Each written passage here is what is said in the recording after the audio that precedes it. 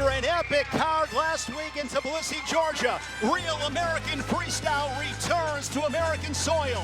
We're in the land of cheese, beer, and the rumble of Harley Davidsons. Tonight, inside Panther Arena in Milwaukee, Wisconsin, it's a spectacular 12-match card, highlighted by the return of funky Ben Askren and a battle of RAF undefeateds in Tsarukyan and Covington. This is RAF11 Milwaukee, and it starts right now here on Fox Nation. Welcome to Milwaukee for real American freestyle. I think that's yours. No, it's not. Ladies and gentlemen, please stand and remove your caps for the performance of our national anthem by Alexis Wilkins. Oh, say, can you see by the dawn's early light what so proudly we hailed at the twilight's last gleaming, whose broad stripes and bright stars through the perilous fight o'er the ramparts we watched were so gallantly streaming, and the rockets' red glare, the bombs bursting in air, gave proof through the night that our flag was still there. Oh, say, does that star-spangled banner yet wave o'er the land of the free?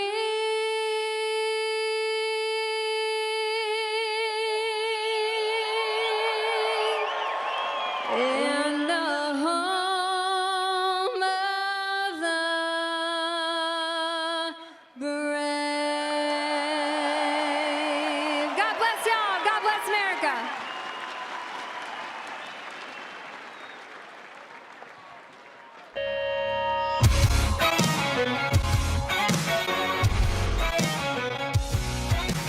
Welcome to the land of the free, in the home of the brave. We do it freestyle, you and me style, like they did in the good old days. Everything's made in the USA. Hand on your heart when the song gets played. When the gloves come on, you find out where you stand. That's real American. That's real American.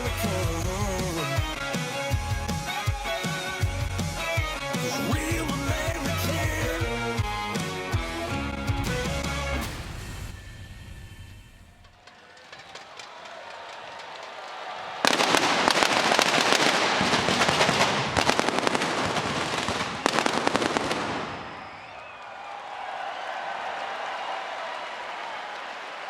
RAF in Milwaukee.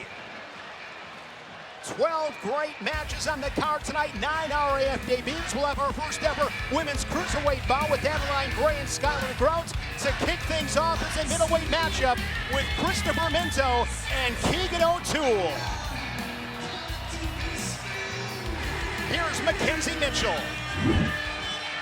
Ladies and gentlemen, our first match is scheduled for 3 periods in the Real American Freestyle Middleweight Division. Introducing first from Cape Coral, Florida, a 2-time All-American at Nebraska, Christopher Minto.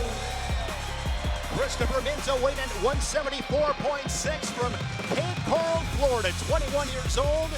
A 2-time All-American in Lincoln for the Big Red of Nebraska.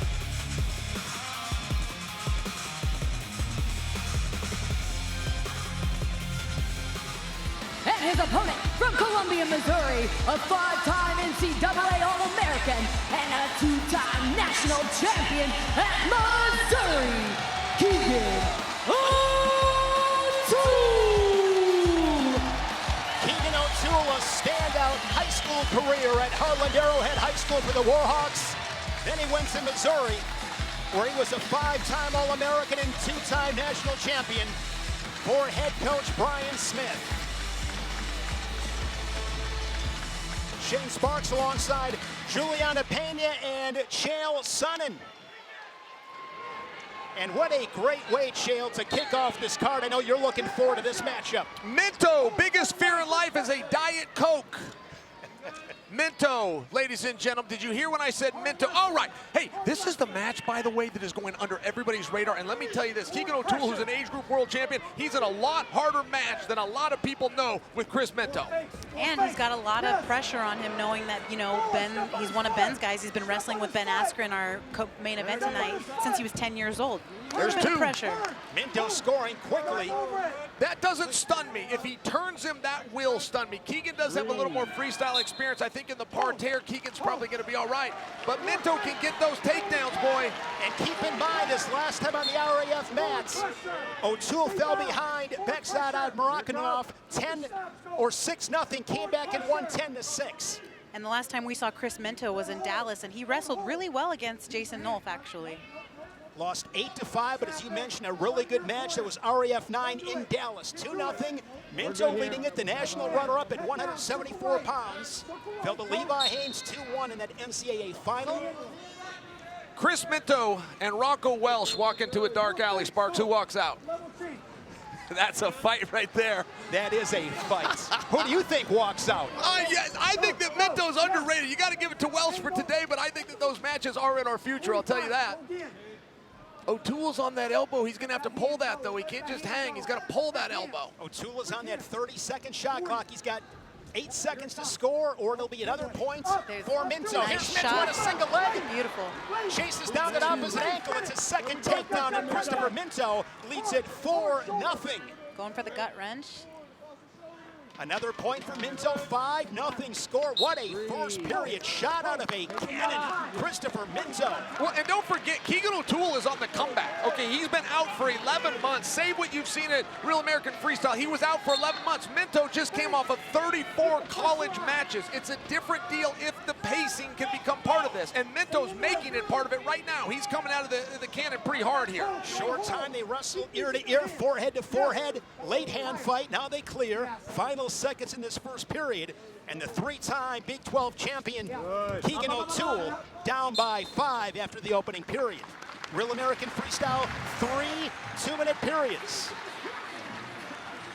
Corner Cam is brought to you by Lucy Breakers. Bite the capsule to unlock flavor that actually lasts. Lucy.co/RAF. Use code RAF for 20% off. Warning, this product contains nicotine. Nicotine is an addictive chemical. Look, Keegan's team is cool in the gang, right? Keegan has come from behind plenty of times. I'm telling you, Minto's a little different. I got to go back to that college season versus 11 months of rehab. Conditioning is on Minto's side. The later this go, I don't agree that it favors Keegan O'Toole. By the way, if this second round goes like the first round, we don't see a third. That's going to make it 10-0, Sparks. 2 takedowns in that first period for Christopher Minto, 5-0 lead as we kick off this second period. O'Toole, U20 World Champ in 2021, U23 World Champ in 2023. An amazing career in Colombia, but he's got work to do. But as we know, Juliana, in freestyle wrestling, things can turn quickly. Absolutely, and that's what I wanted to see. I wanted to see Keegan take a shot, and unfortunately he was able to sprawl, but he's trying to sit that corner and see if he can make something happen, getting across that arm, but it's not going to happen. Minto's got that leg. Yeah, Minto's going to convert here. He needs to be real patient, not let his hips get too high.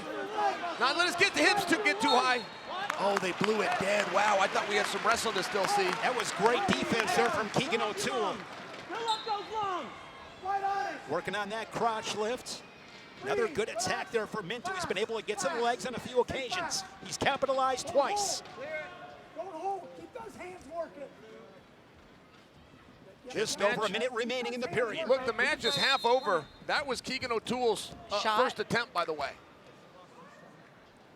I mean, Keegan's been looking at him. He's looking for position. He's looking for the perfect shot. The perfect shot doesn't exist. It's also a little bit too telegraphed. It was coming in too slow. He needs to change levels and then commit. Like that low single. Beautifully done by Keegan O'Toole. Keegan O'Toole looking to get on the board. Waterfall position. You see Minto draped over the back. Two apiece, perhaps. Yeah, two apiece. We're dead even on that exchange. Hold on to that leg, Keegan. Makes it 7-2. Back in the waterfall. And that's going to be 2 more for O'Toole. He's right back in this match, 7-3. Minto does have an option to just bail out here. Absolutely, Gerald. You are 100% correct if you are Minto. Sometimes you got to know when to punt. That's right. Keegan scrambles really well, but Christopher Minto is also a very good scrambler. They give the 2 to Keegan O'Toole. I don't agree with that.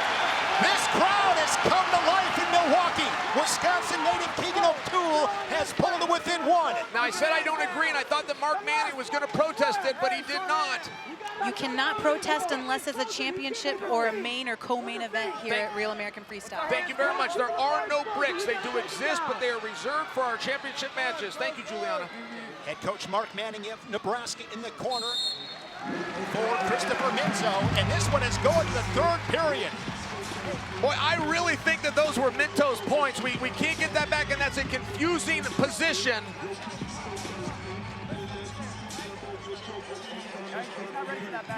This is that waterfall position. This is where Minto does have an option to bail out. He doesn't do it. He decides to wrestle. This is where the freestyle skill, the freestyle experience of Keegan O'Toole starts to really show. Comes right back to it. If it worked once, it's going to work again. He takes him through a 2nd time, but that doesn't go 2 apiece. Those are O'Toole's points. I was going to say, you know, for Keegan O'Toole, he scrambles really well, and that's what makes this interesting matchup tonight, because then you go against a guy like Christopher Minto, who is elite, has an elite scrambling game. That's, I think, what makes this match so fun. They slap hands. Here we go, 3rd period. Minto got out to that 5-0 lead, then it was 7-2. Now 7-6, 4 unanswered from O'Toole. O'Toole does stay calm under pressure, though. He really does. Look at him, he's back in the same position. Minto's gonna have to make a decision here. Got the legs tight. This one give him the lead. And O'Toole's got the 2, and he has his first lead, 8-7. Looking to cradle. And Sparks, you can see from a collegiate standpoint, Minto's handling this position correctly. From a collegiate standpoint. Oh, no, what a scramble. Holding on to that ankle, Minto, that's 2 for Keegan. He's got a trap arm gut. This is all kinds of trouble for Minto. A charge from Keegan O'Toole. Let's see if he gets it again. He's going for it. Wow! 14-7. There is a reason that boy is a world champion, and you're seeing it right now. He just needed a little bit to get warmed up. I mentioned it before, freestyle wrestling can turn on a dime. 21 points combined between Minto and O'Toole. What a start to RAF11. He was down by 5 a minute and 58 seconds ago. Come on, what a difference. What a difference a round can make. Nothing is going to stop Keegan O'Toole. He cannot lose in front of his hometown. He was down by 6 at RAF10, came back to win it 10-6. He was down by 5 here at RAF11, and he's up by 7, 40 seconds away from his 2nd Real American Freestyle victory. Not hometown. He's close to home is what I meant, but he has lived here and trained here. Keegan is just calm. Boy, look at his face. Oh, here he goes. Great Nice. counterattack from O'Toole. Minto's wrestling. Double. Again, from a collegiate standpoint, Minto is doing everything right. Scrambling. He just a little more experience he needs in some of these freestyle positions. This is a time hog for Minto. We're down to 15 ticks.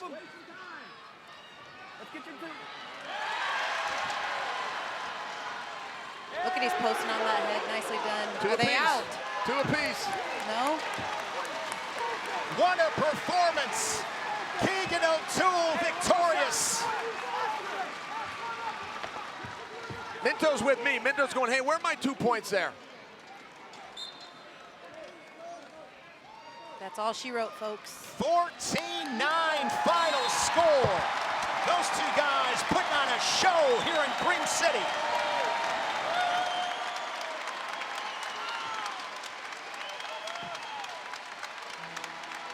This match had all kinds of great action. A quick start from Christopher Minto. At one point was up 7-2, but calm, cool, collected. The always poised Keegan O'Toole very crafty in these freestyle conditions, was able to score on that trap arm gut. And now 2-1 in Real American Freestyle. He was impressive, Juliana. Absolutely. You know, that's the thing about wrestling. You can never count the other guy out, because the second that you think that they're going to lose the match, they come back. Freestyle wrestling happens so quick, you cannot blink. To Mackenzie Mitchell.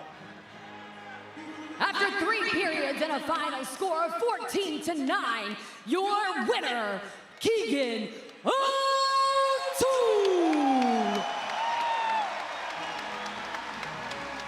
Keegan O'Toole, 14-9. And Keegan O'Toole is with Young Chael Sonnen. man, you have ice going through your veins. You were down by 5 points. You found a way to come back, and you stayed very calm. How are you feeling right now, Keegan? I remember at the break, I went over to Dom and Maple. I was like, we were here a month ago. I did this on purpose. And so it was just, I knew I had some work to do. And my wrestling builds. I may not be strong in the first period. Us Askren wrestlers, you know, we tend to have a slow start. But I got it done in the end, so it was fun. And speaking of Askren, you have 2 jobs tonight, to have a wrestling match and then to go become a fan. How are you feeling as your coach, Ben, prepares for his final match? It's so surreal and emotional. I just want to say thank you to RAF. I wrestled in the state of Wisconsin my senior year at my high school. I thought this was the last time that I'd ever compete in Wisconsin. And so just thank you guys for being in right where I was born. Impressive victory. Ladies and gentlemen, one more time for the winner, Keegan O'Toole. Keegan O'Toole, the Wisconsin native. Another opportunity to wrestle here in the Badger States. There he is with Ben Askren's family. If you are new to wrestling or want a Real American Freestyle rules refresher, scan the QR code for a quick RAF Rules 101 breakdown with Olympic wrestler Ben Askren and learn how the scoring works before the action starts. Heavyweight matchup is coming up next with 4-time All-American Tony Cassioppi and 2024 Olympian Mustafa Elders.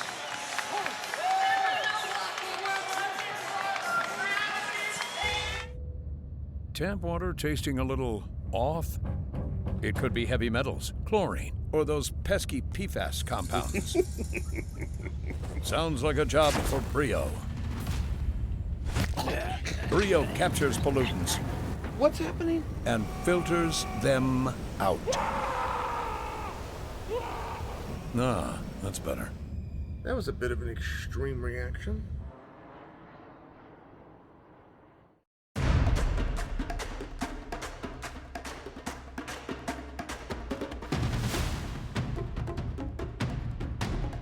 It is a great day in combat sports, as I mentioned, Juliana. In freestyle wrestling, many are saying this might be the greatest card ever. Wash all of that drama out from your last matches and just go for it. Single leg here from Kyle Snyder, and chest wrap from Sajalayev. Nicely done! It's going to be 2 for Sajalayev. Looking to hunt down a technical superiority here in this first period. Cejudo, 7-0. Wow. This one has lived up to the hype and then some. Takedown here would give him the lead. And Kyle Snyder is going to get the fall. Captain America prevails in Georgia. Big time comeback from Moran. 9 straight unanswered by the machine. And Moran is going to add 4 points to his lead. And that's the match. This crowd is crazy. I got goosebumps. I love this. This has been an incredible night here in Georgia. It was an amazing night in Tbilisi, Georgia's RAF1 International. RAF12, Jordan Burroughs, the 6-time world champion and Olympic champion, makes his debut at RAF12 in Cleveland. We're back across the pond in Moscow, Russia on September 5th. RAF13 and 14 in Miami and Las Vegas. Ben Askren's return to a wrestling mat is one of all of sport's most remarkable comebacks. Ben Askren last May was the first wrestler signed by RAF. Later that month, Ben contracted a staph infection and necrotizing pneumonia. He told me that he died 4 times that led to a double lung transplant performed just over a year ago on June 28th. Hard to believe it. This time last year he was in the hospital. He was unable to even stand up over his own power. His weight at one time dipped under 140 pounds. Tonight, in his home state and on his 42nd birthday, Askren returns to the competition mat. With his newfound perspective, the victory is in the perseverance. Tonight, Ben Askren gets to wrestle. Bring in Juliana Pena and Chael Sonnen. What a night here in Milwaukee at RAF11. A couple of magnificent main events. One of those with Ben Askren and Belal Muhammad. Chael, in sports, the word unbelievable is often overused. Tonight, Ben Askren, unbelievable. And I'll see your word and I'll raise you inspiring. Ben Askren is celebrating his return to wrestling. He's also celebrating a birthday. But to celebrate a victory, he's going to have to get to Blahal's legs. I think Parterre is going to favor Askren, but he's got to get him there. The counter wrestling that Ben has always counted on, I don't think is going to be in play tonight. He's going to have to change elevation, and Ben is going to have to attack. And in order for Belal to win, he's got two battles in front of him. First, he can't let it get in his head that he's wrestling a man who was literally dead a year ago, unfortunately, and happy birthday, Ben, by the way. But also, he has to beat the former 08 Olympian and be able to win convincingly if he wants a shot to slap Colby Covington across the face, because he had a little bit of unnecessary roughness at the press conference yesterday. And how about our second main event? Arman Tsarukyan, Colby Covington, a pair of RAF undefeateds. This one has been brewing up for quite some time. Something has got to give tonight, Juliana. Absolutely. Arman Tsarukyan is 7-0 at Real American Freestyle, and that's a lot of matches for a guy who's never wrestled before. Tonight, he faces a guy with a pure wrestling background in Colby Covington, and if he wins, he will be the absolute, undeniable face of Real American Freestyle and the first ever crossover cruiserweight champion. Arman is Dana White's current #1 contender. Colby Covington retired from the UFC to fully focus on Real American Freestyle, to fully focus on Arman Tsarukyan. And Colby Covington, I will remind you, is the bigger athlete tonight. Another exciting matchup. It is the women's strawweight title that is on the line tonight. Lucia Yépez has been so impressive on the RAF stage, and with more on that championship matchup, here's Abby Hornacek. Yeah, that's right, guys. One of the compelling matches tonight is not just about a championship. It's about watching two incredibly accomplished women wrestlers come to a head for that strawweight title. As you mentioned, of course, on one side you have Lucia Yépez, the Ecuadorian sensation, Olympic silver medalist, who's really become one of the most explosive competitors in the sport. Since joining RAF, she's looked nearly untouchable. She showed that with that dominant takedown in RAF 10. Gotta love her energy, too. And on the other side of her, Felicity Taylor, she is one of the toughest competitors in American wrestling. She is making her RAF debut tonight. She's known for her grit, her energy, and just overall ability to stay calm under pressure. So Shane, a lot to look forward to in this matchup, but also an incredible showcase of how much this sport has grown for women in RAF. Pretty cool. Well said, Abby. Thank you so much. Looking forward to hearing more from you throughout the night here in Milwaukee. Heavyweight matchup with Tony Cassioppi and Mustafa Elders. Cassioppi, the great career at the University of Iowa, and Elders, two-time African champion on his resume. Ladies and gentlemen, our next match is scheduled for 3 periods in the Real American Freestyle Heavyweight Division. Introducing first, representing Egypt, a Belal champion and a 2024 Olympian, Mustafa Elders. The 27-year-old Egyptian, 231.6 pounds at this morning's weigh-in, 1-1 in Real American Freestyle. Beat Steve Mako at RAF 5, 2 takedowns in that 6-1 win over Steve Mako. That followed a loss to Wyatt Hendrickson at RAF 1. So Mustafa Elders looking to ride that momentum from that victory at RAF 5.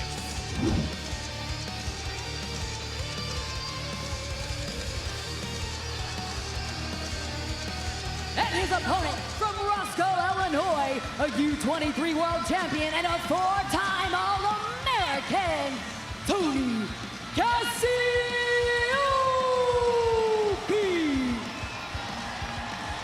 Tony Cassioppi, the 25th four-time All-American at University of Iowa. His best finish was third in 2021 for Tom Brands and the Hawks. U23 world champ in 2021. He was U23 world bronze in 2022.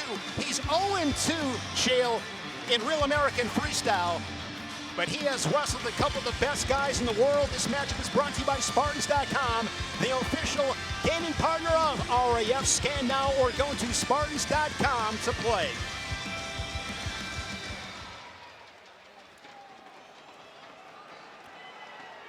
Cassioppi at RAF3 lost 11-8 to Ahmed Tazudinov, and then at RAF8 lost to Shamil Sharipov. Yeah, how you gonna like get down on a guy or get down on yourself when you lose to those two Thank killers? you. That's what I'm saying. This guy's been dealt from the bottom of the deck, including tonight. Has he upset somebody in our matchmaking department? Cassioppi, very hard schedule. He's in a leg here. Hey, two fresh points in the first round. This would be very helpful for Cassioppi. It'd be big for Tony to put 2 on the board early. He's getting 1.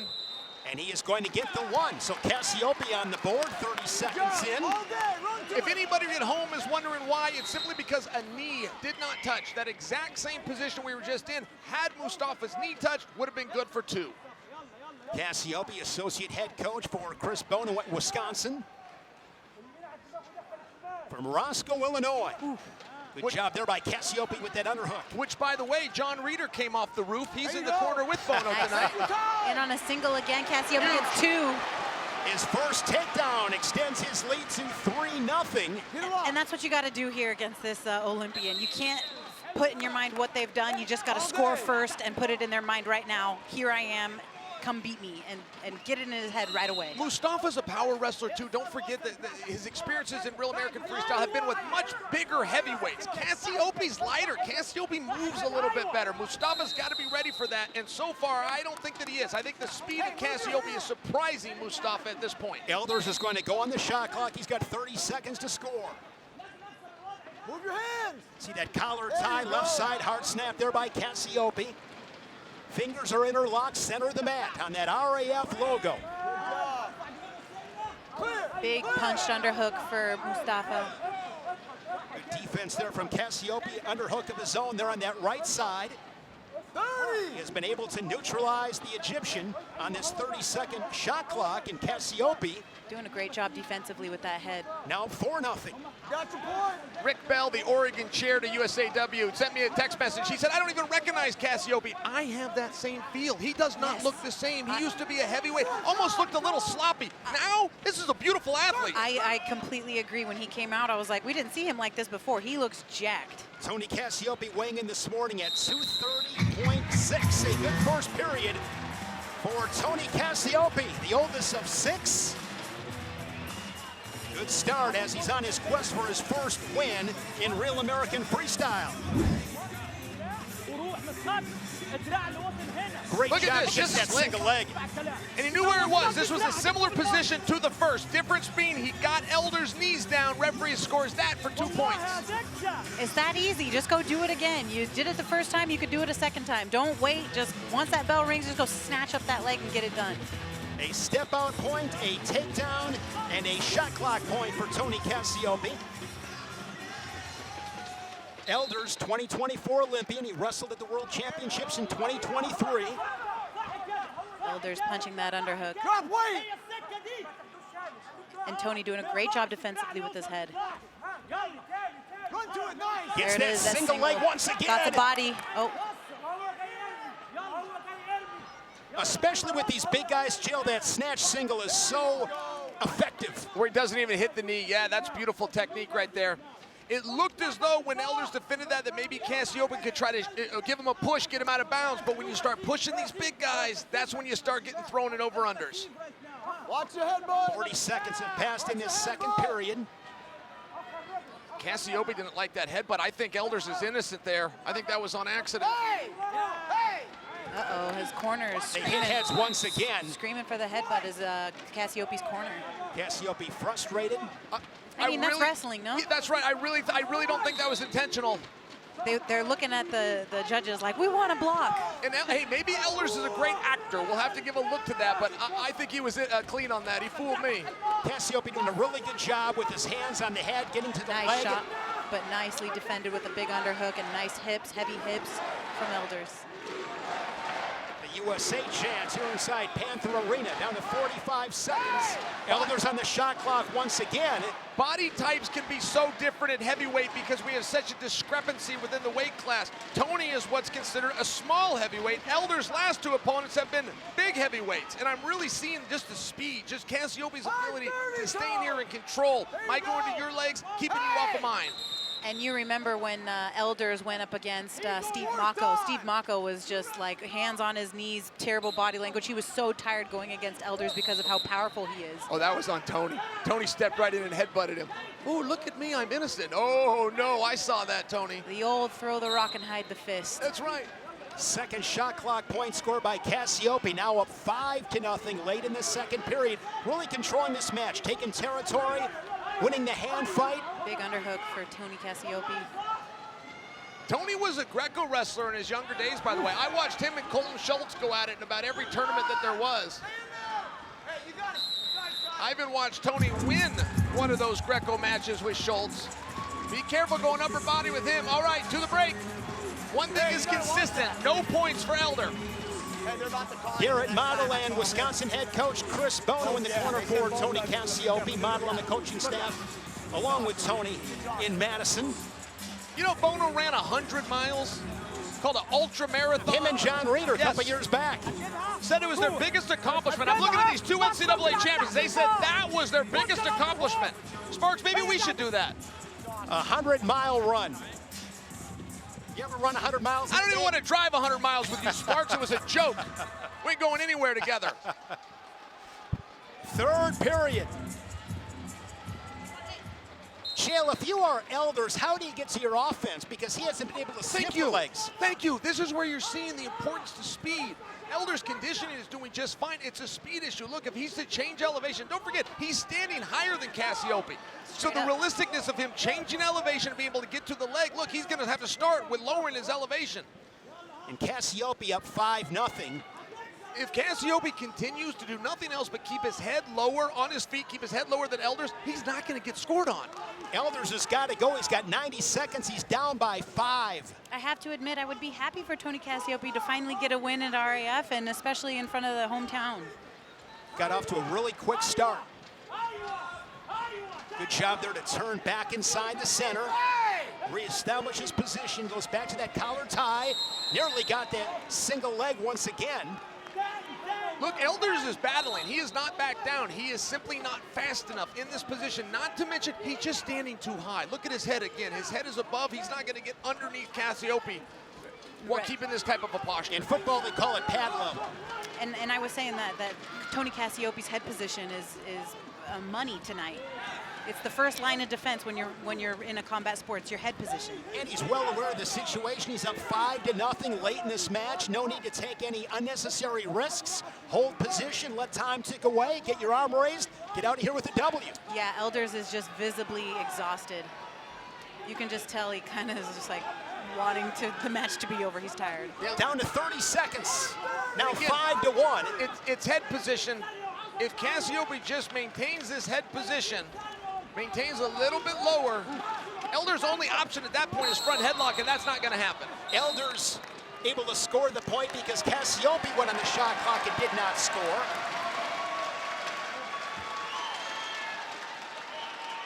I believe they just hit Elders with a caution and won.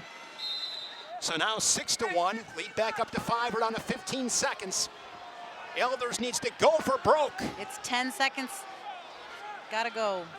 In a chippy confrontation, Tony Cassioppi is going to pick up his first win in Real American Freestyle. What a fight that turned into. You see the I hope blood. these two shake and walk away. We don't need to be mad at each other.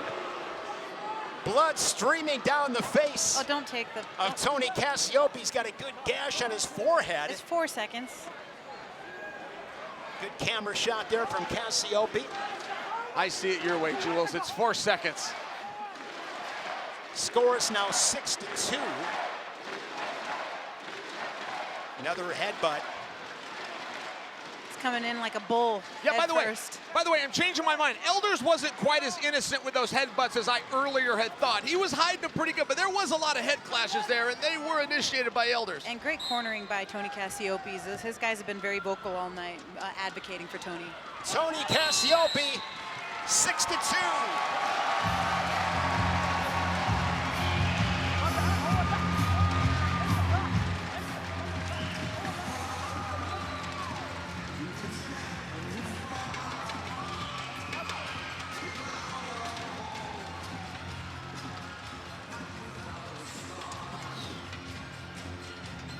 To Mackenzie Mitchell. After 3 periods and a final score of 6-2, your winner, Tony Cassioppi.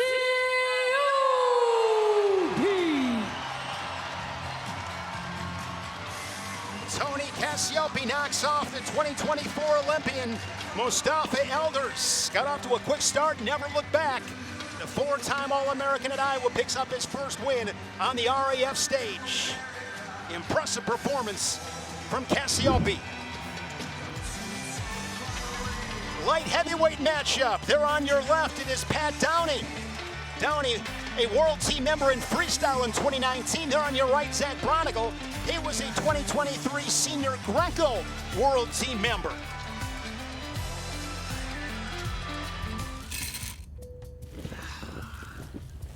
What is that? Seltzer with lemon.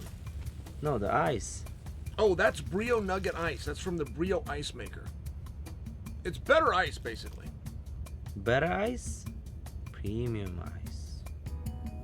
Premium muscles need premium ice. You know that's not what it's for. Works.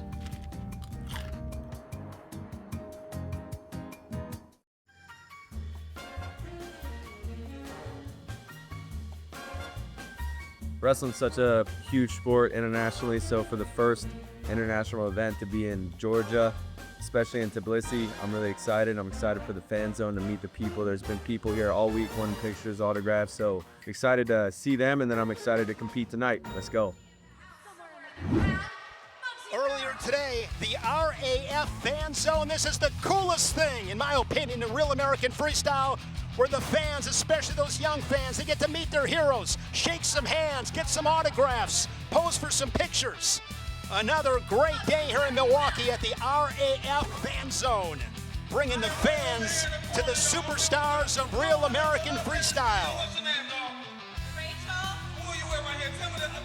If you want to compete on wrestling's biggest youth stage, tomorrow is the first official RAF Next Gen right here at UW Milwaukee Panther Arena, and then we are on to Cleveland on August 23rd. Scan the QR code now and secure your spot. Juliana, RAF Next Gen.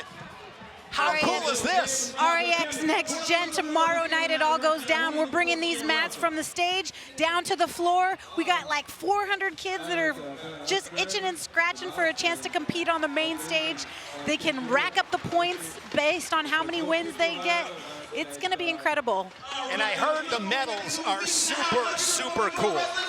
Light heavyweight matchup with Pat Downey and Zach Braunagel. Looking forward to watching these two horses collide.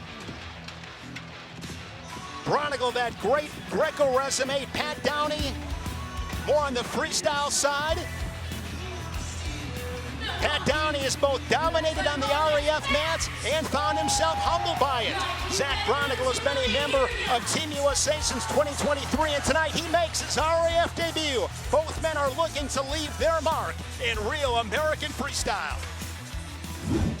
Yeah, Zach's a tough kid. He's out of a training center, so he's going to be in shape. I expect him to be properly prepared, even though he's got more of a Greco background. You know, most of his accolades, I believe, are in Greco. I mean, I think I've seen him wrestle some folk style here and there, like qualifier. Tough guy though, right? He's in the circuit, he's on the scene.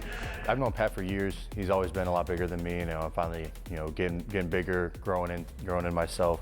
So, I know he's good at hand fighting. I know he's had a lot of freestyle success in his past years. I know he's, hasn't really wrestled as much in the past couple years, so I plan to use that to my advantage. Try to wear him out, get him tired.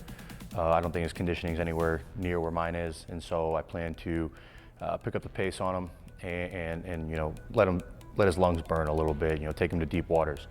I'm expecting him to come with like good pace, good hand fight, a lot of pressure, but I'm gonna let everyone see why I'm a freestyle world teamer and he's a Greco one. So you know what I mean? Different sport.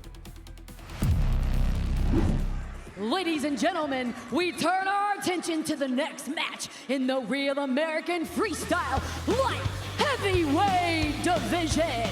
Introducing first, from Belleville, Illinois, a two-time junior world team member and five-time NCAA qualifier, Zach Braunagel. Zach Braunagel, 2023 Final X champion, wrestled at the Senior World Championships in Greco.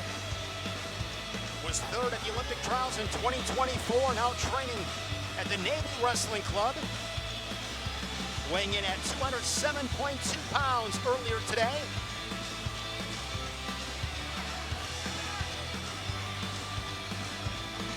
And his opponent from Baltimore, Maryland, a junior world silver medalist and an All-American for Iowa State, Pat Downey.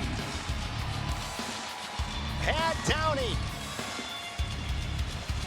He said yesterday at his press conference, we're all wrestling freestyle, but ain't nobody giving style for free like PD3. I bet he did say that. One of the big-time personalities in wrestling, Pat Downey, 33 years old, the Lizard King, a guy that loves, and I mean loves, to throw down.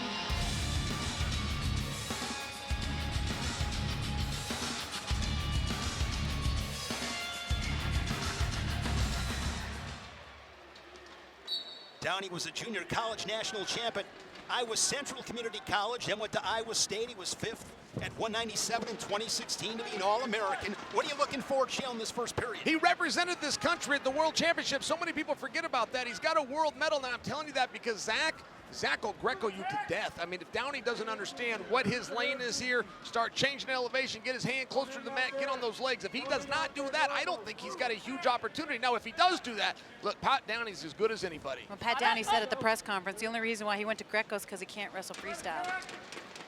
Common belief in this country. Freestyle guys always take that shot at the Greco That's guys. right. Common belief. Half-man wrestling, I believe they like to call it. Well, I like Greco. I want to see a 5-bomb. But I like Pat Downey, too. I'm not trying to go against Pat Downey. So Braunagel is on the 30-second shot clock. Braunagel was a 5-time NCAA qualifier at Illinois, 3 times top 4 at the Big Ten Championships. Back in 2020, then at 184, was an NWCA honorable mention All-American. Of course, the tournament was canceled that season. Braunigel's got 10 seconds to score, or it's a tally on the side of Downey. And this match was supposed to happen like a month ago. Look to score now. Look to score. An RAF or 2 ago. Glad we're seeing it tonight. Looking forward to watching these two. These are a couple of rams, a couple of hammers. Pat Downey, 2012 at Junior World Silver. Oof, nice whizzer chuck. It's going to be 1 point for Zach Braunagel. That was nice. That's a big point right there. They put the point on the board of Downey. Yes, they did. I don't believe that's how the referee scored it. It was a whizzer chuck and then kind of like a throw, like just whizzer chuck to go behind. Right hand easy. Perhaps they did. Perhaps I saw that wrong. I thought the referee gave that to Red, which I believe is Zach, but on we go. Listen, Downey's he's hanging on that head a little bit. I like to see him pulling. Conditioning is oftentimes a question with Downey for this very reason. It's not because he doesn't train, but sometimes he's training jiu-jitsu. Sometimes he's training kickboxing and think about MMA. When he fully focuses on wrestling, this guy can go with anybody. I worry about the later rounds. Want to make the point when it comes to freestyle wrestling, we have the mad official. We also have the chairman and the judge. So situation there might have been mad official ruled it one way, and the chairman and the judge combined overruled that call. All right, let's take a look. Downey steps out right there. Wizard check. So the right call would be to Zach, quite frankly. But I saw Braunagel go out first, Chael. Yeah. Braunagel went out. That's the right call. Really? Yeah, Yes. he wizard chucked him and then he Threw took him the back. by, yes. Throw by. Go behind. That was some crafty, slick work there by the Lizard King Downey. And yeah, you're right, Chael. He is an MMA fighter. He's training all over. One day he's an MMA fighter, the next is a freestyle wrestler. Downey trains with Hamzat Chimaev. Yes, he does. And by the way, you guys are confident that Zach stepped out, huh? Everybody else appears to think those are Downey's points. Oh, that's going to be 4. Who's going to get Rolls him? him through. And they are going to go 4 for Braunagel. 4 offered. Downey can't believe it. 4 confirmed. There's no protest here, Pat. So Braunagel with that 4-point move takes the lead, his first 4-2. I love that. He just went right to a single and showed him I can freestyle wrestle. Listen, those are always a tough call by the referee. Who started the action? Did Pat do enough to stop the action and then make it his own move, right? That motion of momentum is very tough. How do you explain that, Chael? Because he did roll him through. That's right, but it was a feet to back, and Zach is the one that started that action. So then Pat has 2 responsibilities. One, he's got to stop the action and then make it his own. That's got to be clear to the referee. That is a judgment call. I personally saw it a little bit different, but not enough to argue. Downey is on the shot clock. Braunagel doing a really good job controlling territory with those underhooks, moving Downey around. Downey has 10 seconds to score as we approach the midway point in this second period. 4-2, Braunagel with the lead with that 4-point move. Zach is a bull, though. I mean, he's just the right size, right? He's just an inch too short for somebody like Pat to just get under. He's just enough to bring that center of gravity down. He's got his twin brother, Danny, in his corner, who was recently married. They also have a younger brother, Joey, who wrestled at Illinois as well. Chael, I've always said if I open up a bar, I'm going to call up Zach and Danny Braunagel. I want those 2 guys as my bouncer. First call I'm making. I can see that. Couple of brutes. And all I want to do is tell you that my life won't be complete until I see Downey take on fast twitch. I'm just staying away from that. For the kids with online social media accounts, I'm not gonna go that far. But would those 2 get along, or would they just hate one another? That's a hard one, isn't it? Or isn't it too opposite? They might have too much in common. What? No, I'm being real. I'm just saying. Gets that underhook once again, very deep on that left side. Woo! Nice single Beautiful. leg. Pat's got to get to a side wizard. Time is going to run out on Braunagel. Was that a slick technique on that high crotch from Zach Braunagel? Look, at Pat Downey knew what time it was. Let's take a look at this 4-point sequence. So Braunagel starts the action. We can agree on that. Does Pat stop it and counter? That's a tough one. I think it's the right call. That's 4 for Braunagel. Another angle. Now I'm trying to read Braunigel's face. Does he think those are his? Well, he does float it at the end. Boy, I can see what the referee saw. Opinion? Do you have an opinion there? Because it is just, that's open for interpretation. I mean, he knew he was gonna get sat down. That's why he put the butterfly in and kicked it through right away. I mean, he was literally like turning it over immediately. Yeah, Zach started that party, but I think Downey might have done enough there. All right, we will live with it. 5-2 into the third. Ooh, head and arm there for Braunagel. Just so strong with those underhooks. Yes, he is. He can throw from here. He wants it. He's too slippery though. Just moving forward, And pushing turn. Bounty towards the boundary and out of bounds. Another point. All right, that one I saw clear. That one was Zach's. All right. 6 unanswered from Zach Braunagel. Downey was trying to turn in, but he just ran out of real estate there. Braunagel making his RAF debut. Now he goes underhook, right side. Oh. Foot sweep. Ooh. Nice counter there by Downey. Hey, Downey's conditioning's holding up. I mean, he's not going anywhere. He's having a real hard time agreeing with our strategy for him that he needs to get to those legs first and foremost, but he is staying in the fight. Downey's not backing down one bit. Greco is beating freestyle up to this point. All about the underhooks. Ooh, nice shot single from again. Braunagel. Treetops and drops He's it. got it for two. That's good wrestling. Done. That was great. So Braunagel showing some freestyle. Yeah, that was with those pure last 2 Greco. points, 8-2. That's something a coach can clip off and send to his team. That was just a good setup, good attack, good finish. No waiting. Set up to the attack, right to the finish. Navy Wrestling Club, he wrestles both styles to Zach Braunagel. And Downey's got 40 seconds to broke here. He's got to go for it. Another, again, but a re-attack by Pat Downey. Nicely done. He needs to get greedy here. He needs the two. gotta Don't go step out, for it. Patrick. Oh. Don't step out. Good counterattack there. He's choking him. It's going to be another step out for Braunagel. 9-2. I know the scoreboard disagrees with me, but Pat Downey's wrestling a very good match. I mean, this is actually good wrestling. He's just got an opponent with a little better offense tonight.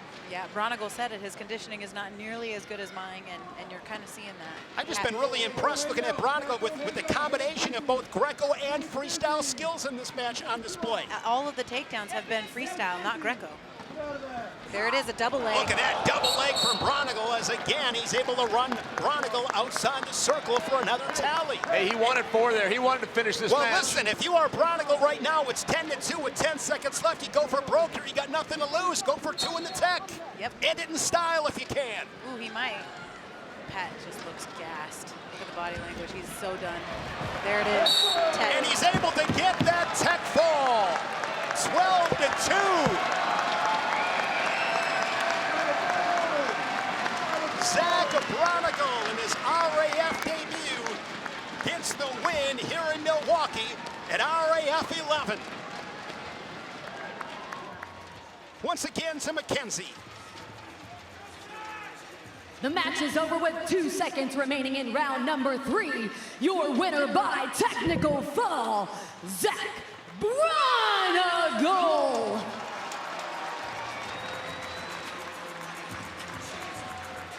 Zach Braunagel is standing with Chael Sonnen.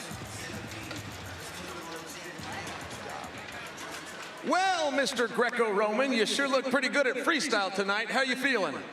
Honestly, a little bit tired. It's a little different kind of lung burn going from freestyle to Greco. So it was fun though. Score points, light up the scoreboard, put on a show for you guys. I hope it was fun. The crowd sure seems to like it. Zach, who would you like to face next at RAF? Oh man, I don't care. Give me anyone. I'm one of those guys, I'll accept any match. I went up, well, I weigh 200 pounds usually. Went up to 215 for this match. It doesn't matter who I wrestle. I just want to be here and have a good time. A great job and a great victory over a former world team member. Please give it up for Zach Braunagel. Solid performance from Zach Braunagel as he gets the W. Real American Beer just launched RAB Zero. Same both Real American flavor, just without the alcohol. Scan the QR code on your screen and use code 020 for 20% off RAB Zero. Our inaugural women's cruiserweight matchup tonight. Adeline Gray, the 6-time world champion, and Skylar Grote coming off a 5th place finish at the US Open. She was 3rd at the World Team Trials Challenge Tournaments.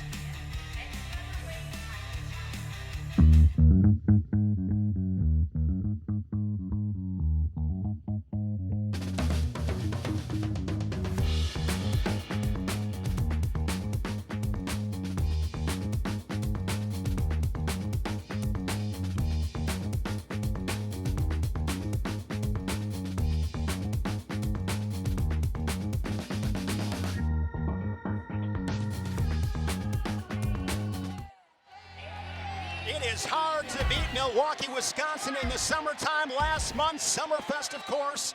Phenomenal outdoor music festival. And here in July, it is RAF11 here inside UW Milwaukee Panther Arena, downtown Milwaukee.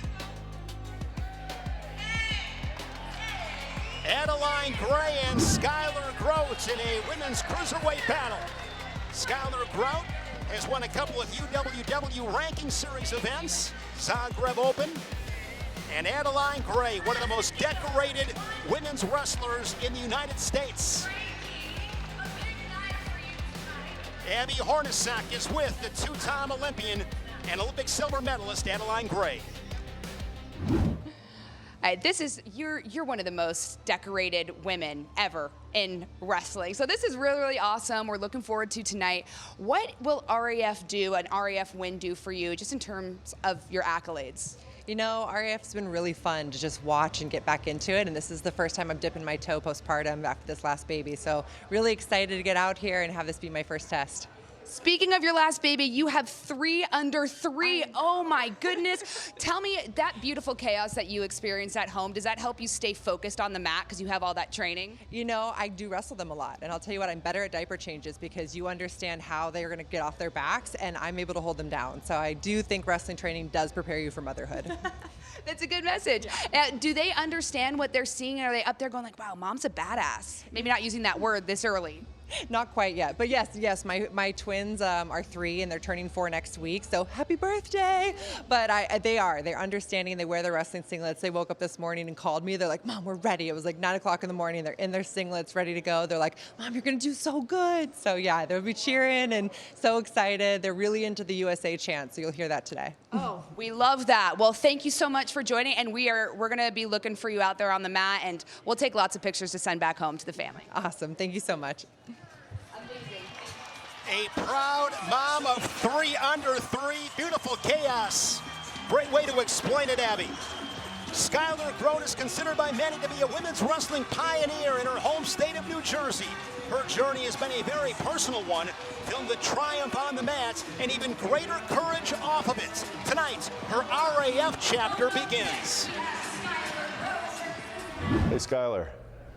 Welcome to RAF. This is your first time here. What's your experience been like so far? Yeah, it's been great. You know, I got in yesterday. We've got a couple workouts in, and now I'm just doing my photo shoot, some videos, and I'm just happy to be here. I think it's an awesome opportunity to be the very first match at Cruiserweight. I'm wrestling Adeline Gray. She's a 10-time world and Olympic medalist, so I am up for the challenge. I'm prepared. I've been working hard, and I'm ready to wrestle. Ladies and gentlemen, our next match is scheduled for 3 periods and is in the Real American Freestyle Women's Cruiserweight Division. Introducing first, from Blairstown, New Jersey, a 2024 Bill Farrell champion and a 2025 Zagreb Open champion, Skylar Grote. Now 28 years old, Skylar Grote told me she's made some big gains on the mental side. She wrestled Adeline Gray 3 years ago at the World Team Trials. She was defeated by the 6-time world champion, but that was then, and this is now. The time is now for Skylar Grote. And her opponent from Denver, Colorado, a 6-time world champion and a 2020 Olympic silver medalist, Adeline Gray!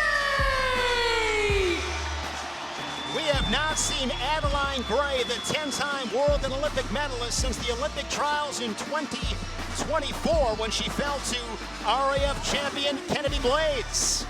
That look of focus and determination from Adeline Gray, the 35-year-old mother of 3.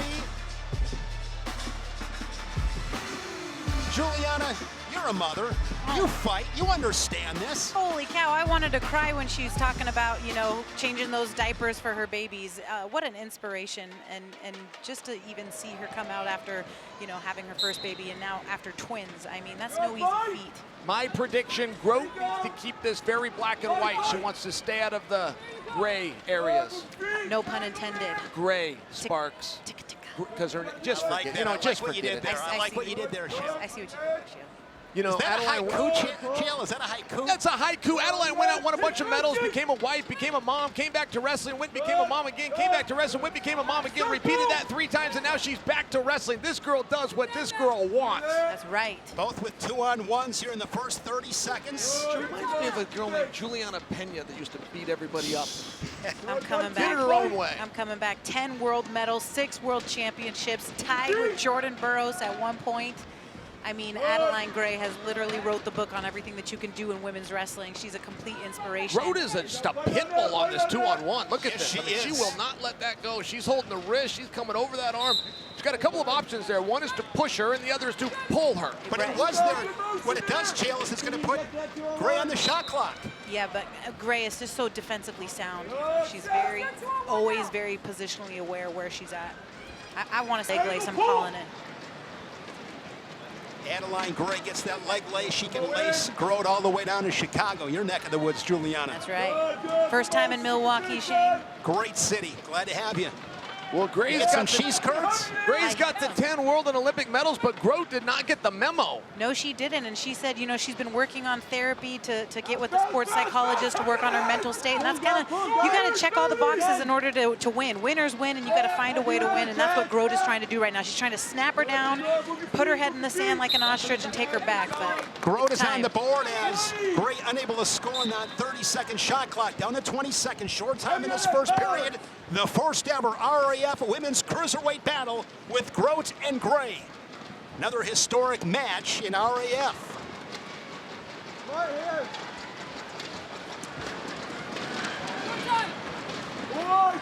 Shot clock point by Grote, the lone tally in the first period.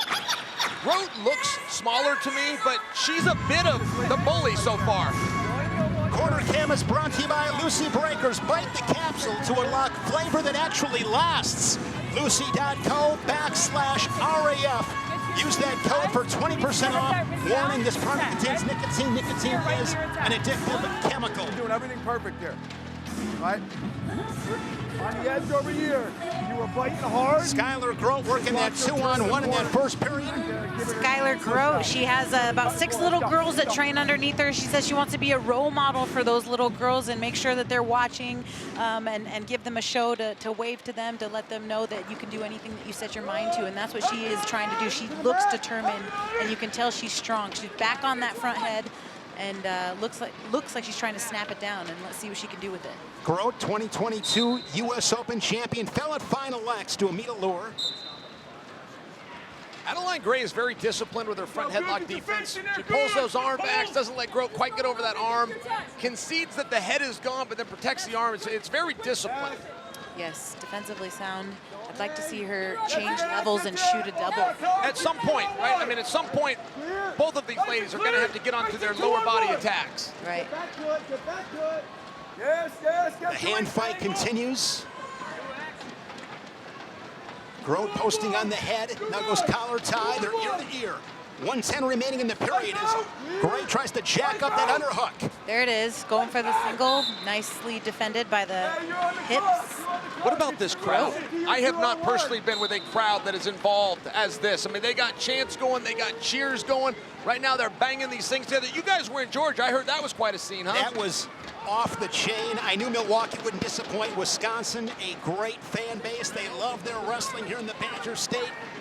Of course, Ben Askren wrestling, one of our 2 magnificent main events. There's a shot from Gray, but she's caught underneath. Tough position there for Gray in that front headlock. Good opportunity here for Chael. Chael, she can score on this front head. Look, she's been wanting to get here all night. This is the first time she got over. Oh, looking for a sucker drag by Adeline Gray. Wow. Move, head and arm drag. That is amazing vet move by Adeline Gray, and she needed that, boy. And this is now 2-2. Winner goes to the last person to score the last point. Boy, Grote was not safe there. She had her arm trapped. Excellent job of defense. You nailed it, Chael. The match, when it's all said and done, may have been won in that position with the parterre defense of Skylar Grote. Big deal. Big deal that she just defended that, got back to her feet. This is going to come down to the third and final of who wants it. Final seconds ticking away in this second period. Good battle here with Grote and Gray. We are locked up at 2 to the third.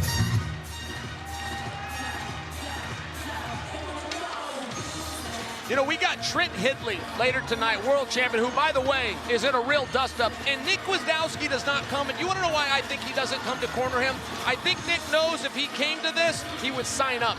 That is what I think. And I could see him out there, by the way, with these guys. I'm foreshadowing. I'm looking ahead. Maybe I need to stay focused on this match because we got a tie score here. Somebody is going to have to score Gray has the lead. If Grote does not score, Gray is going to win this contest. They cannot just stand and pummel and look at each other. There you go, get to that 2-on-1. Head, yes. Want to hear from you? Light us up on social media. Hashtag RAF11. Grote with the front headlock, trying to snap her down. Adeline tried to shoot for a double, but she was defended by the heavy hips of Grote. Gray's been good defending that front headlock. She has. She's defensively sound. And don't forget, ultimately, that's how Gray scored. She got caught in the front headlock. She sucker dragged out of it. Grote keeps going back to that same position. If she finds it, she's going to need to offer something a little different. Gray scoring the last points. Leads it in this 2-2 match. Looking to take the back. She's trying to block the body. Step out. Yep, Grote stepped out on that. Now a 3-2 score. But nothing's changed for Grote. She needed a point either way. That point doesn't change anything in the match. Right, based on criteria, she was winning. Just over 60 seconds remaining. Gray gets it 2-on-1. Skylar Grote has got to get through the head-hands defense of Gray, who's doing a great job neutralizing Grote with that 2-on-1. I respect that Grote keeps going back to that front headlock. I just don't know what she Takes plans it back to do for with it. two. And maybe a trapped arm here. And the red arm, or red corner there, coaching for Grote. Adeline Gray with 3 points in Got this that third boot in. period to open things up, a 5-2 lead. Boot in and wrist control. Mother of 3 under 3. Adeline Gray. What an inspiration. Incredible. Yeah, you want to know what tough looks like? Yeah. There it is. One of the all-time greats in United States women's freestyle wrestling. Looking to add a W in Real American Freestyle on her impressive resume. Down to 10 seconds.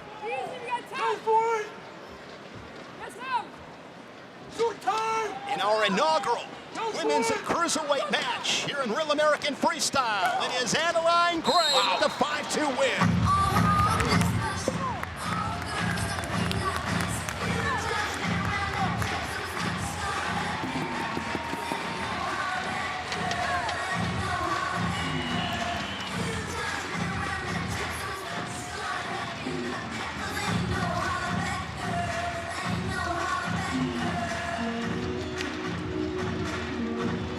Here's Mackenzie Mitchell. After 3 periods and a final score of 5-2, your winner, Adeline Gray! Adeline Gray victorious in her RAF debut. And Sheila's with the 6-time world champion.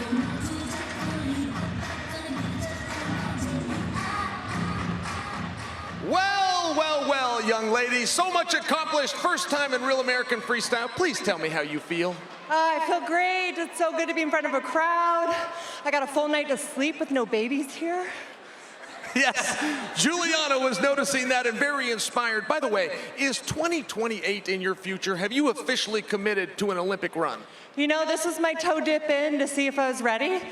Skylar's placing on the top quarter of our world and our nationals, and she was who I wanted to see if I was ready to brawl. I think I'm ready to brawl.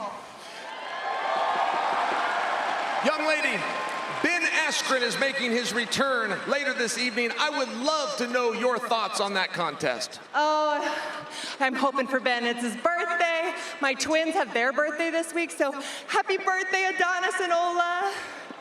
I must tell you, you are a wonderful wrestler. You are just as awesome in an interview. Ladies and gentlemen, Adeline Gray. Adeline Gray, an impressive performance here in Milwaukee. Yet to come on this RAF11 card, the Women's Strawweight Championship. Lucia Yépez, in 3 Real American Freestyle matches, has outscored her opponents 31-4. She's been spectacular. She is your women's strawweight champion. She'll put it on the line against Felicity Taylor Taylor was a 5-time finalist in college, a 2-time national champion, and she is making her RAF debut tonight. Lucia Yépez won the Women's Strawweight Championship at RAF10 tonight. She faces her first title defense.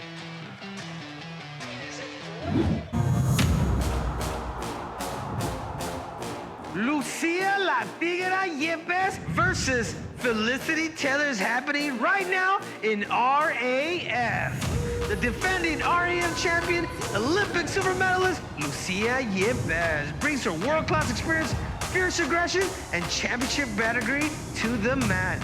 Facing her is 2-time national champion, American standout, I'm talking about Felicity Taylor.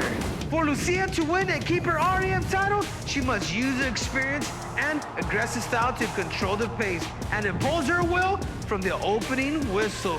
But Felicity, she thrives on her athleticism, relentless pressure, and never quit mentality. That's exactly where the challenge becomes dangerous and can turn the tide against the champion. Two elite wrestlers collide. Let's see who walks out with that RAF world title.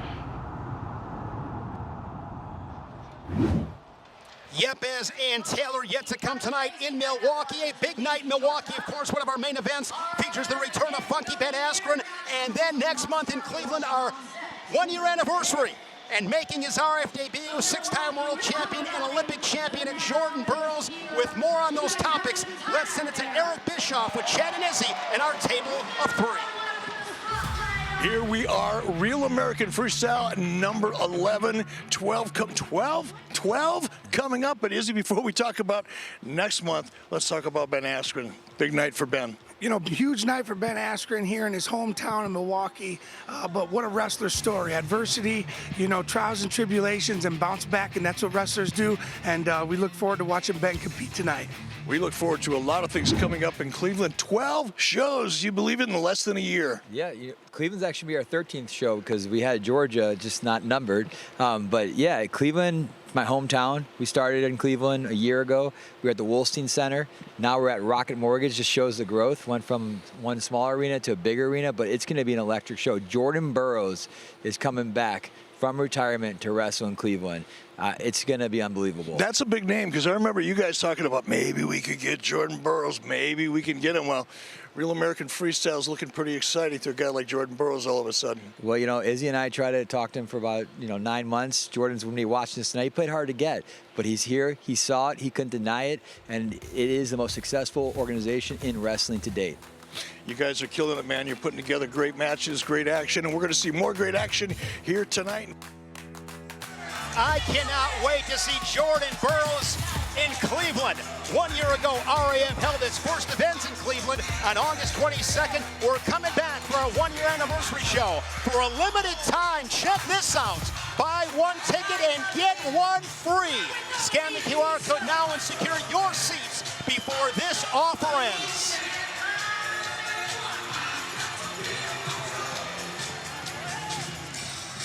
Next up, it is a light heavyweight matchup. Magomedov, a 2-time world medalist, and Trent Hidlay, 2025 world champion. This one is going to be a ton of fun. Trent Hidlay has employed both a great offense and stellar defense to his unbeaten run in RAF, outscoring his opponents 17-3 in 2 matches, and he is with Abby Hornacek. All right, Trent, you are 2-0 here at RAF, but also just made the U.S. World Team. So you are constantly competing. Pretty incredible. How do you stay in shape, and how is this different from other things you do? Well, I mean, it's a lot different in terms of the entertainment of it, which is really exciting and awesome for wrestling. But I think in terms of staying in shape, I train year-round, hard all year long. So I think these competitions give me an advantage because I'm always ready. So whenever the date is, I'm there. If someone drops out, I'm the first guy that wants to be in, so I'm always ready to go. Well, your opponent is highly credentialed as well, so what are you going to do tonight in particular to take him down? Well, I think I just got to be safe early on. He's very strong defensively. He's a little bit bigger than me and has some length, so just got to be careful, tactical early, and then you know, when I start to feel it towards the end of the second, third period, really start opening it up and scoring a lot. Another new credential you have is right there on your ring finger. Just got married. Congratulations. That is so exciting. Do you have a quick message for your wife if she's watching? You know, I love you big. I know she's going to be watching. I know she'll probably be a little stressed out. But no, it's being married. It was the best day of my life, and can't wait to share the rest of my life with her. Oh, that's amazing. Hard not to root for you. Go get them. Thanks so much. Thank you. That's great. Ladies and gentlemen, our next match is scheduled for 3 periods in the Real American Freestyle Light Heavyweight Division. Introducing first from Azerbaijan, a senior world silver and bronze medalist and a 2024 Olympic bronze medalist, Magomedov.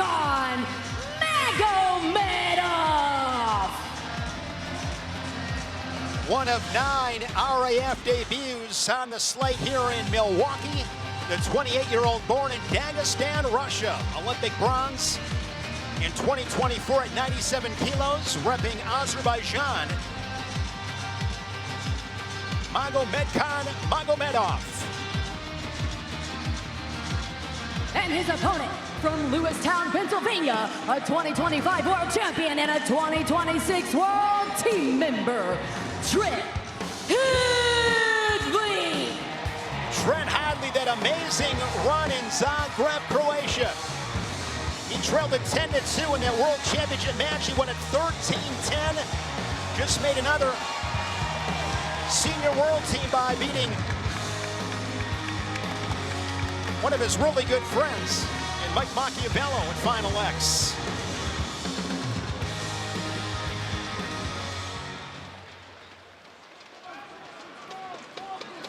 Chael, it is time for the rubber to hit the road. Oh, yeah. And Magomedov, I mean, one thing about it, if you want to deal with Hidlay, you better be ready to fight. He will do everything but punch you in the mouth. Yes. Some of the best underhooks in the world. That's what I was just going to say. You stole what I was going to say, Chael. You're looking at Shane. But they really are, Jules, and everybody knows he's going to do it. Everybody even knows what side he's going to do and what his options are from there, but he still gets it. Yes. He powers to them. He powers through them. Right Look there. at that. Right there. He punches it and goes right below the waist. Every time. There's a point. Gets the step out, and Hidlay, the 4-time All-American at NC State, 2-time national finalist, strikes first. Trent has a nothing is going to stop me mentality, and he puts himself in the most dangerous positions while he's in training so that when he gets there in the match, he just says, I'm going to get one more takedown. I'm going to give it one more go, and that's what makes him so mentally strong. And that is going to put Magomedov on the shot clock. So situation here is if there's not action, the official is going to put one of the wrestlers on the clock. They then have 30 seconds to score. If they do not score, it is a point to the opposition. So you want to present yourself well to that mat official. Take territory. Magomedov is so long and lanky. He's got long arms, long legs. He's got a great double leg from a distance. Moves well for a big guy, by the way. Yes, he does. But look at the stance, the posture of Trent. Doesn't compromise his position. You saw right there, he's dragging fingers on the mat, and Hidlay with that solid position will add to his lead as he scores another tally, 2-0. 30 seconds to go in this first period. 28 right around the corner. Hidlay, the defending world champion, is going to have to make a choice, and those choices are Snyder and Dake. Be very interesting what he decides. Wow, look at that underhook. Pick your poison. Who would you choose, Chael? Boy, it's a tough one, but generally speaking, you're better to go up. But I don't know if he can get Phil all the way out to that 97 kilo. My prediction is that he's probably going to go down. But if you ask me, history says going up serves a smaller guy a little better. Who would you choose? But then you got Aaron Brooks coming back. I mean, you got all sorts of problems. I would flip a coin. That's what I would do. Yeah. 2-0 for Hidlay. He leads the 2-time world medalist, Magomedov. Magomedov was bronze in 2022 at the Worlds, silver in 2023. Great crowd here in Milwaukee. RAF11. Hard to believe next month, RAF12 in Cleveland, the Real American Freestyle 1-year anniversary. Time is flying by. Magomedov, 2-time Ivan Urigan finals. He won that amazing tournament in 2021. Junior world champ in 2018 for Russia. Here we go, second period underway. One thing that Hidlay has enjoyed in the past is the foreign opponents backing down, not being able to quite keep his pace. And I tell that because Magomedov is one of these conditioning guys himself. I don't think he's going to fade. Okay, Hidlay going right back to an under. Good defense there. Going back to the underhook again.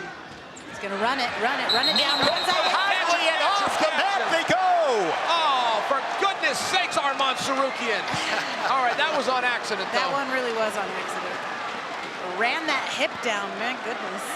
Gets it underhook, punches the underhook, goes for the knee tap, runs that hip down right off the stage. Adds to his lead now, 3-0. Magomedov came up holding up one. Like, he didn't think he had one on that, did he? No, I think he was telling the ref, make sure you give this guy a point for that. Let's see if he can drag out of this with that tricep hold, Magomedov. Yeah, he won't get scored on if he has that tricep. Scoring himself, always tough. Restart here. Jill, you said it before. Everybody knows what Hidlay's going to do with those underhooks. Yep. Yeah, and there's no stopping it. No, they even know the attacks. They know what he does on the left side. They know what he does on the right side, but he just bowls his way. Who's the guy you competed against, Jill, that had one of those moves you knew it was coming but just couldn't neutralize it? Oh, you know what? Lee Folhart used to do that. If you remember Lee Folhart from Iowa. The Iowa great. Yes, but he would hang on your head and turn it into a double. He'd hang on your head. As soon as he came off it, he was turning it into a double. And it wasn't just me that couldn't stop it. The whole country had problems with that guy. Jordan Burroughs would be a great example. His opponent in August knows he's going to get double-legged. Let's see if he can stop it. He's going up against He's got UFC. Corey. Oh, look at this! High points! Magomedov on his back. He's able to work to his belly. But a big 4-point move for Hidlay. Looking for a high gut. He's a turn away from technical superiority in another win in RAF. He's already 2-0. If he was to finish this opponent, that would be a tremendous confidence boost, even to a world champion. Magomedov looks confused. He doesn't understand what's going on. Go out, grab him in that single, but defended, heavy hips. Tries to go throw by, it doesn't work. Good reaction from Hidlay. Great reaction. And I'll tell you what, this is one of those matches you could redo and get a completely different outlook. I mean, Magomedov is doing everything right. By the way, he's just getting outscored here by Hidlay. Not necessarily getting out-wrestled. He's getting outscored. I would disagree, my friend. I think Hidlay's controlling every aspect of this match.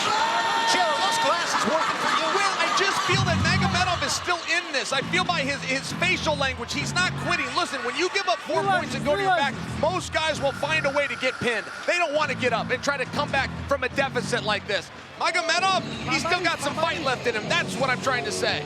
Trent Hidlay goes for the underhook and knee tap and runs him right off of the mat. Let's take a look at this shot. He just underhooks him and pins him, sticks him like a pancake. Look at the body language from Trent Hidlay. He is right back center of the mat. I love the body language. Body language screams, and it's screaming here inside Panther Arena in Milwaukee. Boy, it's not easy to be world champ. Right, I mean, that takes a special kind of guy. Magomedov is not done here. And this one is over. That is huge. A technical fall inside the distance. That is a tremendous win. He's a wild world champion. He is a wild man. The wild man. Trent Hidlay. What a performance. 10-0 over the 2024 Olympic bronze medalist and 2-time world medalist, Magomedov. Magomedov just slammed the mat. He's so mad. As the USA chant echoes in the arena, here's Mackenzie Mitchell. The match is over with 1 minute and 48 seconds remaining in round number 3. Your winner by technical fall, Trent Hidlay. Trent Hidlay with his signature, raising the roof, makes his way over to our Chael Sonnen.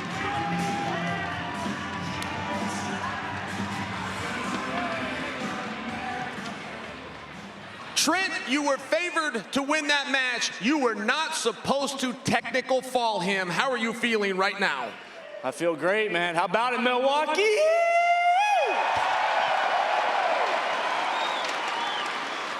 Trent, by the way, congratulations on the marriage. I got to tell you, congratulations on the world team spot. Who is it you would like to see next in Real American Freestyle? Well, you know, Chael, last time we were here, I talked about a tag team match.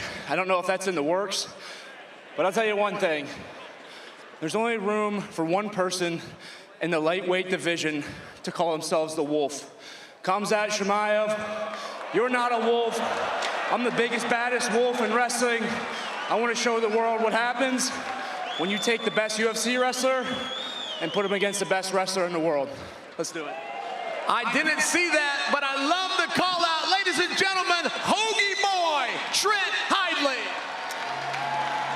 Man, would I love to see that match with Hidlay and Chimaev.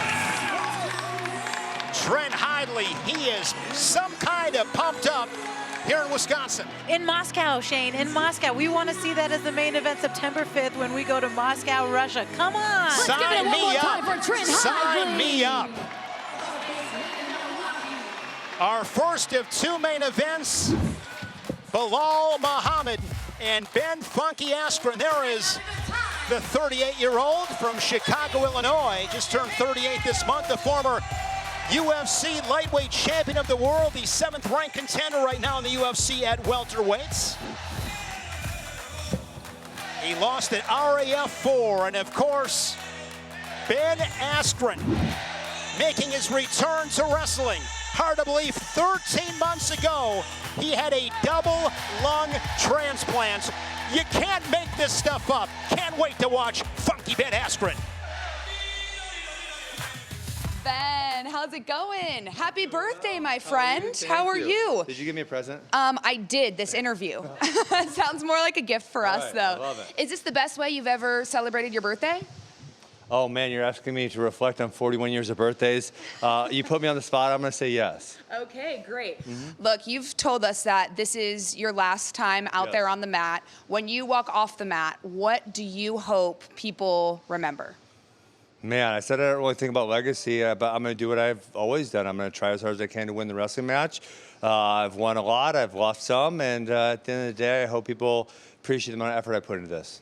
You know, you've had such an incredible story, and I know you're still writing that story, but why is RAF11 a good place to maybe wrap up this chapter? Yeah, I don't know what it was about when they told me they were coming July 18th to Milwaukee. Something spoke to me and said, you need to be out there. And, you know, people have seen me go through what I've went through in the last year, and I think my story just speaks to them. I thought this is a good way to close it out. Okay, well, I'm going to let you go inside, but you have your wonderful wife with you, Amy. I would like to talk to her as well. Ask her the tough questions. I will. All right. All right, good luck. Amy, oh my gosh. I mean, so Ben has talked a lot about you as a whole and being, you know, his backbone. What is it like for you to now watch him go out there and compete tonight after everything that you both have been through? Yeah, I'm really proud of him. I think it was a little scary when he first said that this is what he wanted to do, and I was like, I thought we were just focusing on recovering still, but when he really wants to do something, sometimes it's best to just kind of let him do what he wants to do. And honestly, I just hope that the way it plays out is exactly what he is hoping for, and it's the experience that he wants out of it. Have you learned anything from his resilience, just watching his recovery before he goes out there tonight? What can you share with us? Yeah, I would say that if it were me in that position, I'd probably still be in bed watching Netflix. And it's amazing to just see him get up even on days when he feels really terrible. And he doesn't complain. He gets up and he does what he needs to do. And I think that's an inspiration even for me on just bad days, still showing up and not complaining. So I'm proud of him. Absolutely. Well, both of you guys have been an inspiration. We know the wife behind him too. So thanks for stopping by, and our eyes will be glued to this match. Okay. And Ben. Thank you. Good to see you. His #1 support, his wife, Amy. Ben Askren, the face of the Fighting Spirits. Lightweight matchup, a pair of 44-year-old UFC greats in the Carpenter, Clay Guida, and the answer, Frankie Edgar.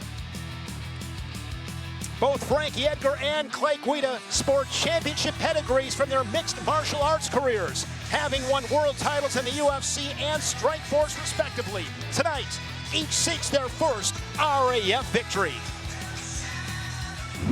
Man, we know Frankie Edgar always comes out guns blazing. We know he's going to be coming forward, always trying to score, just like how people saw him in the octagon. He was always offensive. He was one of those very dynamic guys that was always, in your face, doesn't give you an inch, and he's always looking to either score in wrestling or, or strike and take you down in an MMA fight. So we're pumped about the challenge. Yeah, I know Clay is a goer. He's going to come after me, so I got to, protect those legs and try to get on his legs. I feel like if I, pull the trigger and keep sharp and keep it simple, I think I get the job done.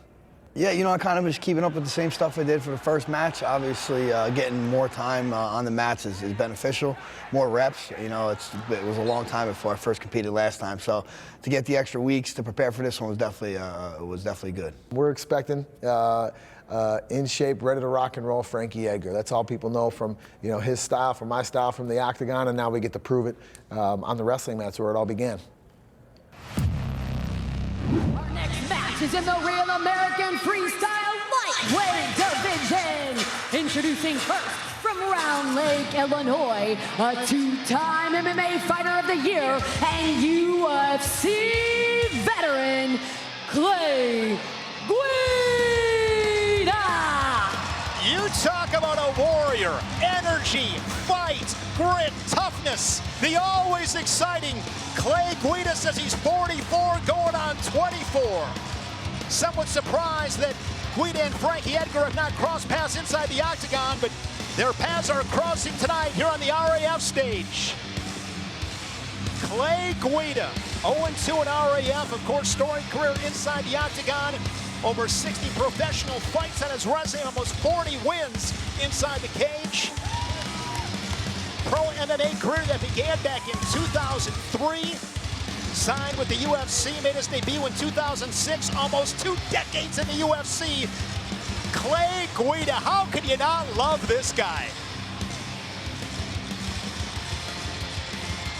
Fan favorite, it is all gas, no brakes. Inaugural Strikeforce lightweight champ. I love this guy. Takes a couple slaps to the face. His big brother Jay. Nobody loves to fight like Clay Guida.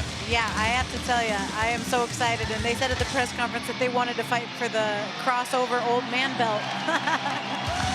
44 years old, Clay Guida. He's an absolute rock star. All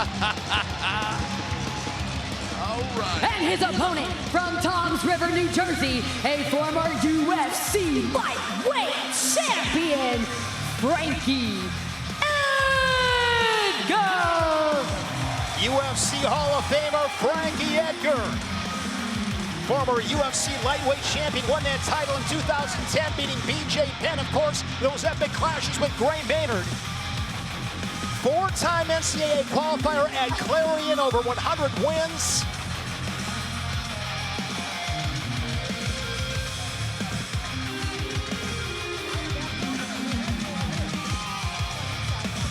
This match is brought to you by Lucy Breakers. Bite the capsule to unlock flavor that actually lasts. Lucy.co/RAF. Use the code RAF for 20% off. Want to warn you that this product contains nicotine, and nicotine is an addictive chemical. Guida and Edgar, the carpenter, the answer. Let's settle it here on the RAF stage. What excites you most, Juliana, with this showdown? They're two legends. What is there not to love? Frankie Edgar, Clay Guida. Both of these guys have had absolute fantastic careers in the UFC. It's just a pleasure, a treat, I would say, to the fans here in Milwaukee to watch these two gentlemen compete. Well, and Frankie was forced to question himself. He had his debut, it was with Marab, gave a whole bunch of points up, but now all of a sudden Marab's beating Olympic champions. Now all of a sudden, you can actually gain a little confidence from that. This will be a little bit of a slower pace, but one thing that Guida does do like Marab is a lot of attacks. Lost to Marab at RAF9 in Dallas, end of May, 12-1. Front headlock, he looks like he really wants to drag that down.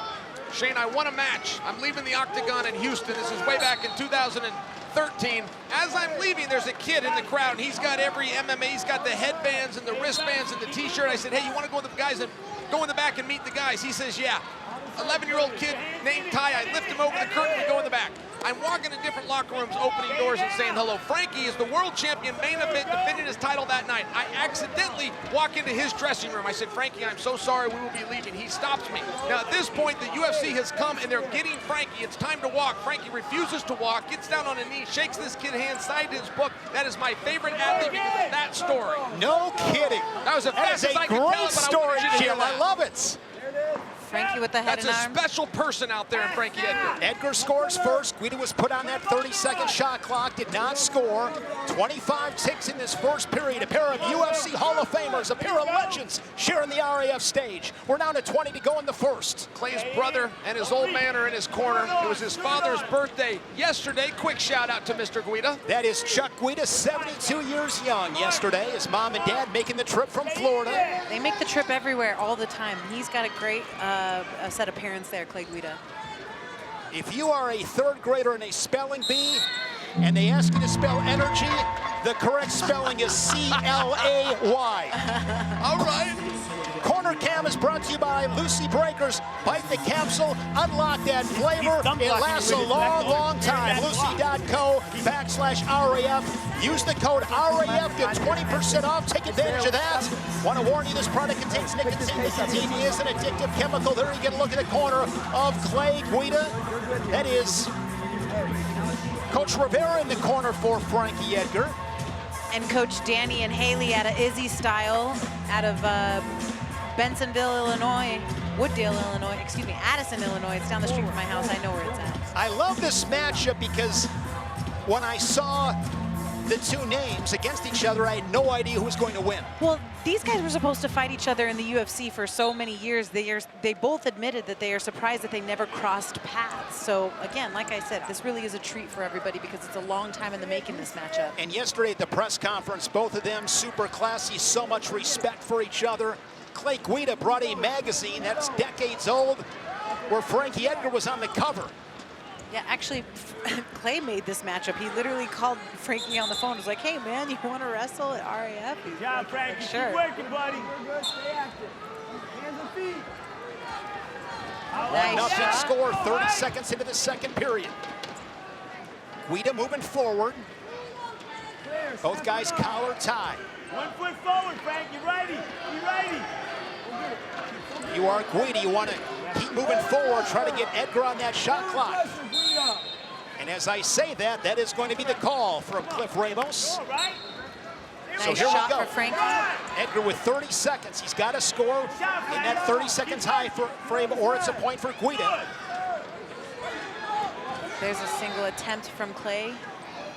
Well, and he's not doing it wrong. He's just stopping his own motion. When he changes elevation to hits that, he needs to push Frankie back. Stay low. Come on, buddy. Yeah, he's got to continue on that penetration. He's almost doing it for the motion of it. I don't know that he knows how close he was to score. There's going to be a point for Frankie, maybe two. That's going to be 2 points, and it comes in the final seconds of that shot clock. That is a big-time score for Edgar. Okay, we're getting a 1 and a 2. What am I missing? We're on the shot clock? Is that what the 1 is for? It must have expired. That's exactly what it is. I thought he scored inside that 30, but apparently he did not, and that is where we see that 3-1 score. Keep working, buddy. Have not been a lot of scoring opportunities, but credit to Edgar as he was able to capitalize and get the 2. And we need a commitment here by Clay. Clay is moving, he's doing a great job with it. He needs to commit to an attack. Well, he tries, but then Frankie's just so good defensively that he's able to just like hit him with his hip and shuck him right off. Is that what it is? Is he using his hips and bumping him off? He's just bumping him, like hitting him with that hip bone. Even right here, good snap by Clay into a shot. Starting to put 1 and 2 things together would be a good idea. Maybe It's in a really the third good point, and final. Going to take a couple of attacks, 2-3 attacks. Edgar, the 2-point advantage as he heads to his corner. As the third period awaits. You got to get that. Stop letting them block you. Get your head. Take the headbutt. You got 1 period here, bro. Colby and Arman are going to be going at it tonight, guys. Every time I think about that, I get goosebumps. That one has been brewing for a long, long time. That one just gets me hot under and it the is collar. boiling over the top.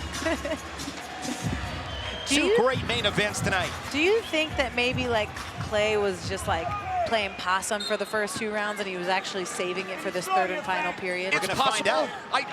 I don't think that, but it's possible because, Jules, to your point, he's got great energy. It's very clear he's got the endurance. Where's the big attack? Yes, absolutely. There it is right there. He went for it. But that hit the Frankie. Couple of fakes, but a straight-on shot, not much of a setup.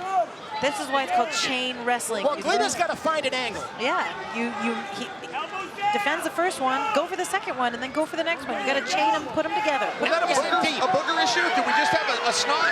I don't know. I'm surprised we didn't get a burp. Step over that leg, buddy. Step over that leg. This one could be the lead. He's getting thrown over. He's getting choked. That's going to be 4 for somebody. How they Time move there from Frankie Edgar. See if he can get 4 points for Edgar. 7-1. He does. That's 2 for Frankie. He scored the 4, so they won't give him an additional 2 for the takedown, but Frankie's now up top. Trap arm gut for Edgar. Oh, somebody's been practicing freestyle. Look at this. Dave Schultz would be proud of leg Turk to an upper body. That's why he doesn't shoot on Frankie, because then Frankie just turns it around. Well, in freestyle wrestling, you got to finish quick. And Guida had a nice shot, but he was stalled underneath, and it allowed Edgar to hit that 4-point move. Now it's going to be a go behind. He extends his lead 9-1. If he's able to turn him, he'll get the technical superiority. He won't get it. They'll get time. Got to break that 90-degree angle. Oof. Half.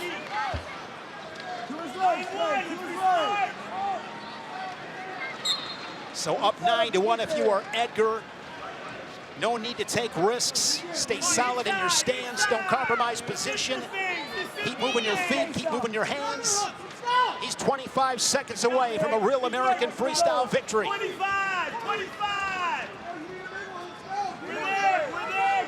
I don't think Guida ever tires. He loves the deep waters. He does, and he loves to get on the wrestling mat. He just loves competing. He loves to compete. He loves to fight. Well said. Frankie Edgar in a battle of UFC legends. Knocks off Clay Guida, 9-1. Fun match.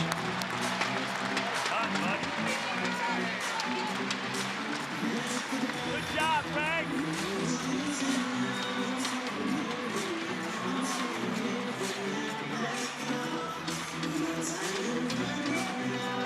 Mackenzie Mitchell.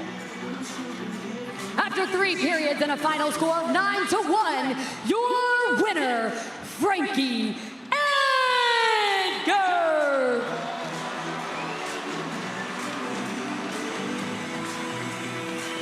Shale is with the answer. Oh, the answer is with me. You know, Frankie, I don't mean to bring up old stuff, but your match with Marab didn't go perfectly, but then Marab went out and beat the Olympic champion, thus giving you a little confidence. Please tell me how you felt tonight. I felt good. Definitely getting a little, my feet back under me. I wrestled freestyle since some of these kids were born. But it's good to get back out here. I'm breathing heavy. Clay gave me a great match. Got a dub. Well, we could see that you had practiced. We could see from the parterre position, you started to go for a leg Turk, looking for a gut wrench with a trapped arm. Who would you like to face next? You know, I heard California guys calling me out. Uriah Faber, let's get it done, baby. East First West. You and the California kid, that sounds great. Now, Frankie, as a world champion, as a Hall of Famer, if I could just get your 2 cents on tonight's main event, Tsarukyan, Covington, who do you got? Yeah, you know, I think Arman comes with that super European style wrestling. Colby's a little bit bigger. I don't know. Let's see, you think the American gets done? It's certainly possible. I wanted to hear from you. All right, I'm going Arman. Sorry. He's officially taken Tsarukyan. All right, ladies and gentlemen, I asked a question. I got the answer. Frankie Edgar. The UFC Hall of Famer Frankie Edgar, over 20 wins in a career that spanned nearly 2 decades inside the cage, gives that RAFW tonight here in Milwaukee. Wear what the athletes are wearing tonight and score some exclusive RAF11 merchandise. Scan now to shop RAF gear. Tap water tasting a little off? It could be heavy metals, chlorine, or those pesky PFAS compounds. Brio captures pollutants and filters them out.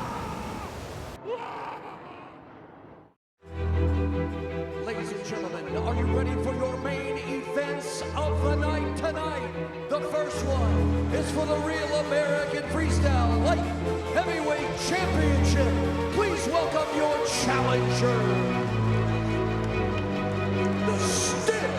the Real American Freestyle Light Heavyweight Champion of the world. Kid, one day, that belt could be yours.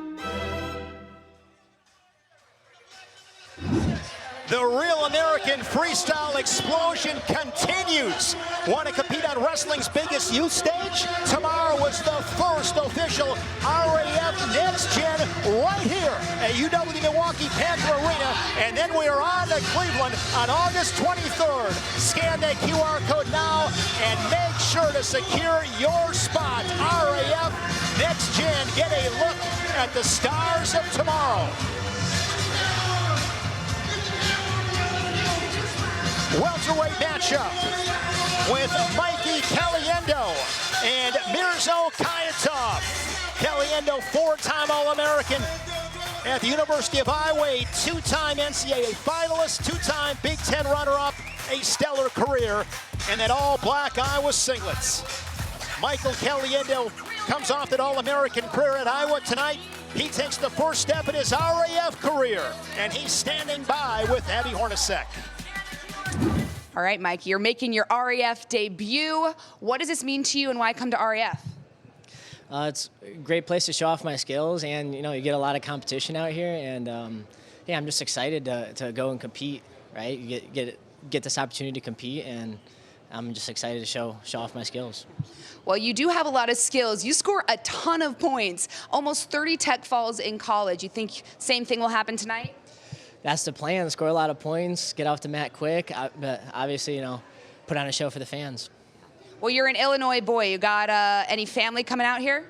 Yeah, I got a lot of family coming out, friends, family, and coaches, so yeah. Okay, you got a message for them? Go Hawks.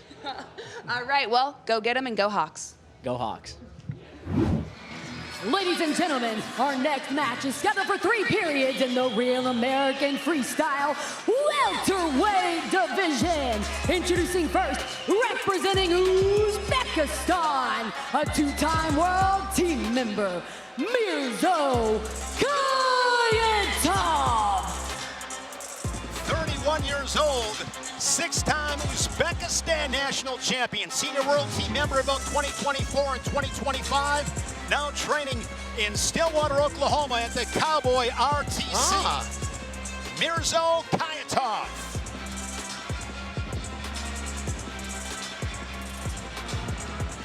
And his opponent from Geneva, Illinois, a 4-time All-American, Mikey Caliendo.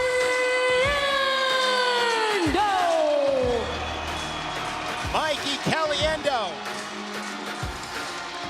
making his RAF debut, over 100 wins in his career. He was a bonus point machine. Over 60 bonus point victories in his career, just shy of 30 tech falls. He can exhaust that scoreboard. He has been so fun to watch over the years. Great to see him on an RAF mat. This matchup is brought to you by Spartans.com, the official gaming partner of RAF. Scan now or go to Spartans.com to play. Mikey Caliendo, a man of few words. He lets his talking take over on a wrestling mat. He's so dog tough. Yes, he is. You take Mitchell Messerbrink out of the picture, and this guy's got records. I'm telling you, this guy's as good as any age group wrestler I've ever come across. Already on the front headlock, looking for the go behind. Mikey Caliendo shoots right out of a cannon, and he's looking for 2, shelving that leg. And he gets it. 2-0 for Caliendo.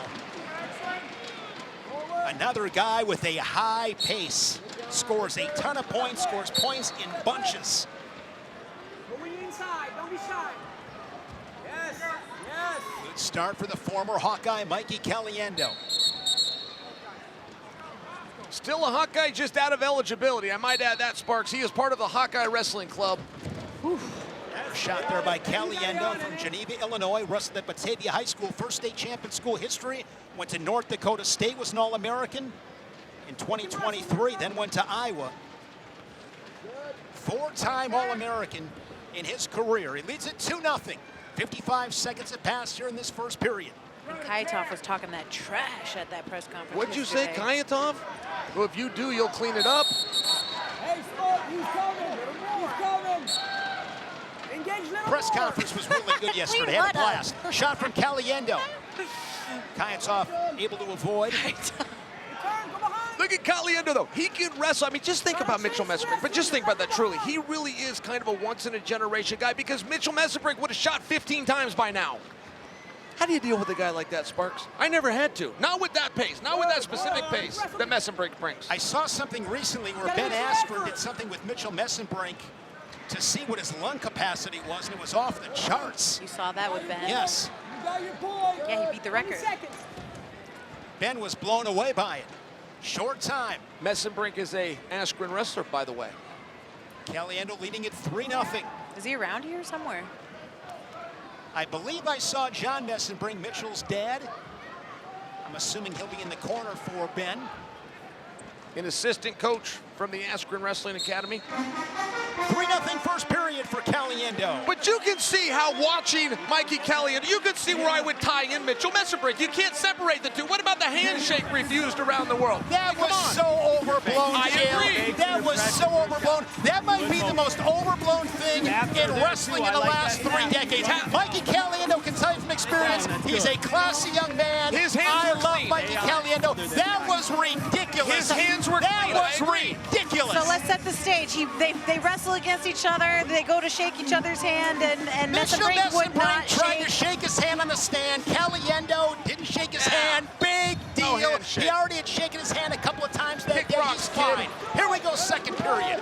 That was way overblown. Way overblown. Well, it's just about good sportsmanship, maybe. He's a great sport. Oh, he arm He's dragged a the great opposite. sport. Oh, that was great wrestling by Caliendo. He attacked left, arm dragged right. I will come out of my chair and debate that whole handshake Hey, BS. not with me, you won't. I'm on your side with this. 100%. That was ridiculous. Good start for Caliendo. Looking to turn that corner. He's got the single leg, switches off to a double leg, drives through, scores 2 more. Single to a double to a double. That is good basics right there. Hey, that's how the Hucks wrestle, by the way. That's good basics. In your face, hard nose. Going for the turn. He's a really good athlete. Comes from a great family. Got to know his mom and dad over the years. It starts at home, and he's got it. Him and PK battling every day. Think about that room. That's not easy to get a takedown in. Oh, beautiful good level duck change. Come on, this Caliendo can wrestle. He's a stud. He's been this way since he was a boy. Great cadet career, junior career, U23 champion, just to remind you. Very dependable, consistent at Iowa. Tom Brands would always speak to how consistent he was in that black singlet. A fan favorite in Iowa City. They will miss him in that lineup. 30 seconds. Khayitov, Chael, unable to get anything generating offensively. Yeah, and you can only, you can't be on the offense while on the defense. That's one thing about Mikey's style, and this Iowa style. You're attacking, you're on the guy. Look at that head position by Mikey Caliendo. Beautiful. He's blocking him with his head. I mean, literally, he loses the underhook position, so he goes to the next best thing, which is his head. They call it head-hands defense. Get to the hands, you got to use your head. Caliendo, a crooked 5 spot on the board. He'll take that advantage to the third as both wrestlers Hey, by head the their way, respective corners. Wrestler of the night. That's a real award that we give here. I got to think that Hidlay is I would in agree. control so far. Trent Hidlay was so impressive. Watch this. Watch him. Gets to a single, goes to a dump, switches to a double, runs behind him. Good basic wrestling. This is the 7th match on the card. Of course, so much yet to be determined tonight, but I agree with you. Up to this point, I would vote for Trent Hidlay. But again, some great matches upcoming. So much talent in Real American Freestyle. I love this card. Such an even card is the way I would describe it. So many toss-ups. Great matchups. Not to mention this well done house, by our matchmakers. This house is packed. Do you know how many? I told you these fans would show up. I told you guys. You called this, but you know how few of times you could be a wrestling fan, go to an event and go, hey, this place is packed. Not that many. I mean, really, not that many. There's not a lot of places that sell out. RAF keeps on selling out in multiple countries, by the way. Between the fan zone, these RAF events, and then next gen, I mean, RAF is doing things differently. Here's Caliendo once again. He's going to score here. Same deal.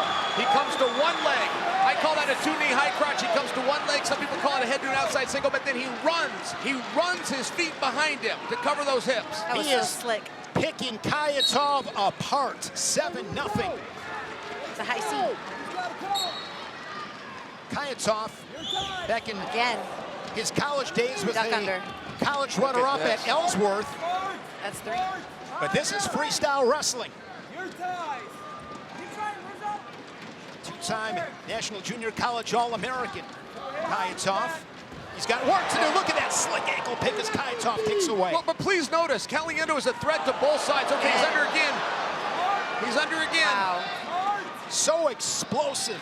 A lot of conviction in those attacks. Well, he's got himself in a mess right here. See if he can kick his foot out. A stalemate might be wise. There you stalemate. go.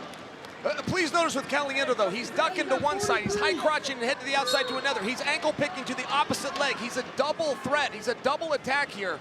You don't know if he's going left or he's going right. Out of that, out of that. But it's a high attack rate. Super aggressive, Mikey Caliendo. Oh, he was trying to do his own move against him. It didn't work. Another level change, this time into a front headlock. Head pinch here from Khayitov. Khayitov going for it. Looking to roll him through, and he's going to be on the board with the 2. And maybe 2 apiece there by my eyes. We'll see how they call that. Boy, he held him there for a moment. Khayitov going for it again, but nice hips, sinking hey, listen, down. He's choking him. All right, the referee saw that. He was choking tight. him there. Yeah, that was tight. Caliendo being tough, but that was a very good position. I appreciate Khayitov competing every second. He gets on the board late, but in the end, it's Mikey Caliendo. In his RAF debut, gets the 9-2 win. Good sign of respect and sportsmanship between the two combatants. It's Caliendo's night in Milwaukee. You know, speaking of the handshake spark, there's a chance Caliendo didn't see him. By the way, there is a chance. He wasn't really looking at him. He really wasn't. I'm just saying there's a chance. I've never heard his defense. It's the most overblown thing in wrestling in the last 3 decades. Let's see if he shakes his hand. He's a great sport. Mackenzie, take it away. Let's see. After 3 periods and a final score of 9-2, your winner, Mikey Caliendo.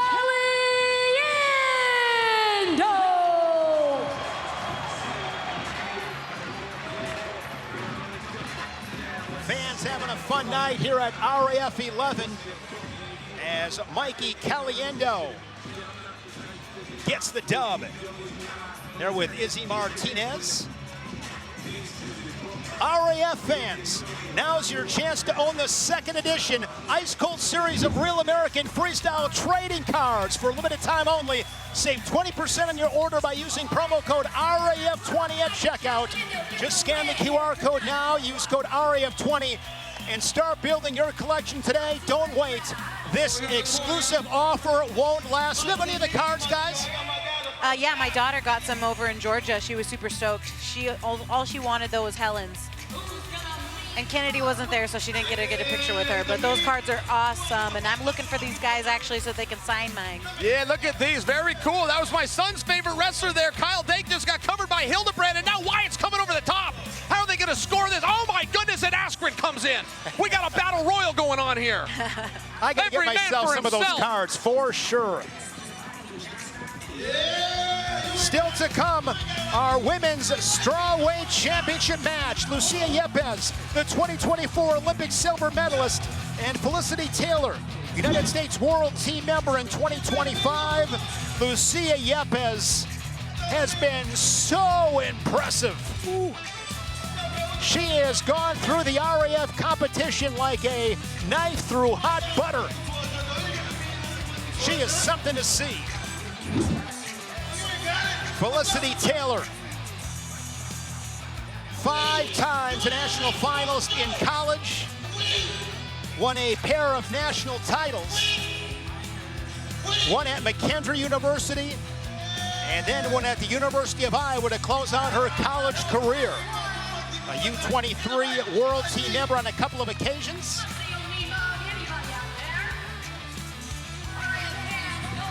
Men's Cruiserweight Showdown. Magomed Ramazanov, 2024 Olympic champion, and Aiden Sinclair, Wisconsin native, an All-American at Missouri this past college season. Aiden Sinclair's inaugural RAF victory over Kadir Saputinov was fueled by 4 takedowns on the way to a 9-4 decision. Tonight, Sinclair looks for a repeat performance. He's with Abby Hornacek. All right, Aiden, this is your 3rd RAF event, but I also hear you're pretty good at the piano. You like to talk accounting. Any other hidden talents we should know about? I don't know. Maybe I do speak a little bit of Spanish. I used to say I was like bilingual, but I haven't been in a Spanish class in like a year, so it's been a while. But everything, when like Yépez was talking during the press conference, I understood everything. So it was kind of interesting. I was like, I kind of still got it a little bit. All right, Yeah. see as new translator, maybe. Yeah, well, if they ask me, just keep bringing me to RAF events, and I'll do whatever you need. That's perfect. Well, we love that you're in Wisconsin because you're from here, right? Yes. And Ben is your coach. So what does it mean to you to get up there on the mat and wrestle in front of a home crowd? Dude, it's spectacular. I mean, I was literally just in the locker room. We're all sitting together, and he's playing a trailer for something that's coming, and I was just like, oh my gosh, I was about to cry. And seeing him here today and seeing everything, he was talking about his surgery and everything he went through, and it just kind of made me realize, like, wrestling itself, like the outcomes of these matches do not matter. It's the people and the lessons that you learn through it all. And every single one of the MMA fighters and every single one of the wrestlers on there will say the exact same things. Like, the things wrestling teaches you will stick with you for life. And so getting to watch Ben compete and come back to the mat is just something special. So it's like, I was doing the math, I was walking in, it's like 3rd generation. Ben coached Keegan, Keegan's my coach now, and then now I'm like the little young Padawan. So we'll see what I can do tonight. Well, the Wisconsin bond is strong. Any message to people from Wisconsin who are watching? Yeah, I mean, Wisconsin's on the come up. We're one of the best wrestling states. If you guys are in the state of Wisconsin, you should be going to AWA. It's plain and simple. I love all my Wisconsinites, and we're the toughest people in the North. So. All right. Well, we'll see if that proves true tonight. Go get them. Yes, sir. Thank you. Or yes, ma'am. Thank you so much. Well. Ladies and gentlemen, our next match is in the Real American Freestyle Cruiserweight division. Introducing first, representing Bulgaria, a 2025 European champion and a 2024 Olympic champion, Magomed Ramazanov. 33 years old, he was born in Dagestan, Russia. He won that Olympic title representing Bulgaria. And to win that Olympic gold, had to beat Hassan Yazdani of Iran, the 3-time world champion and 2016 Olympic champion. It was the first Olympic gold in freestyle wrestling for Bulgaria in almost 3 decades. And his opponent from Milton, Wisconsin, a Cadet World Team member, Aiden Sinclair.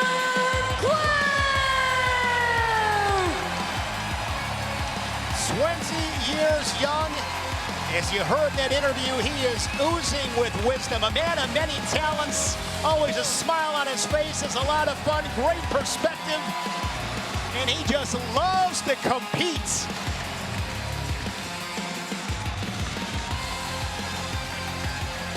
At the U.S. Open in seniors, he was 3rd, and he made both the U20 and U23 world teams. He was an All-American at Missouri, and a week later was right back at it in Tampa at RAF. Physically, Sinclair, is he strong enough? Is he enough man? That's the only question. Sinclair's going to be a bigger problem for the Olympic champion than the Olympic champion is aware, but is Sinclair strong enough? That is going to play out in just a moment. We haven't seen Ramazanov since the 2024 Paris Olympics, but then last month he went to the Mongolia Open where he won and then forfeited. And we were wondering, did he forfeit because he had already racked up enough points to get his ranking?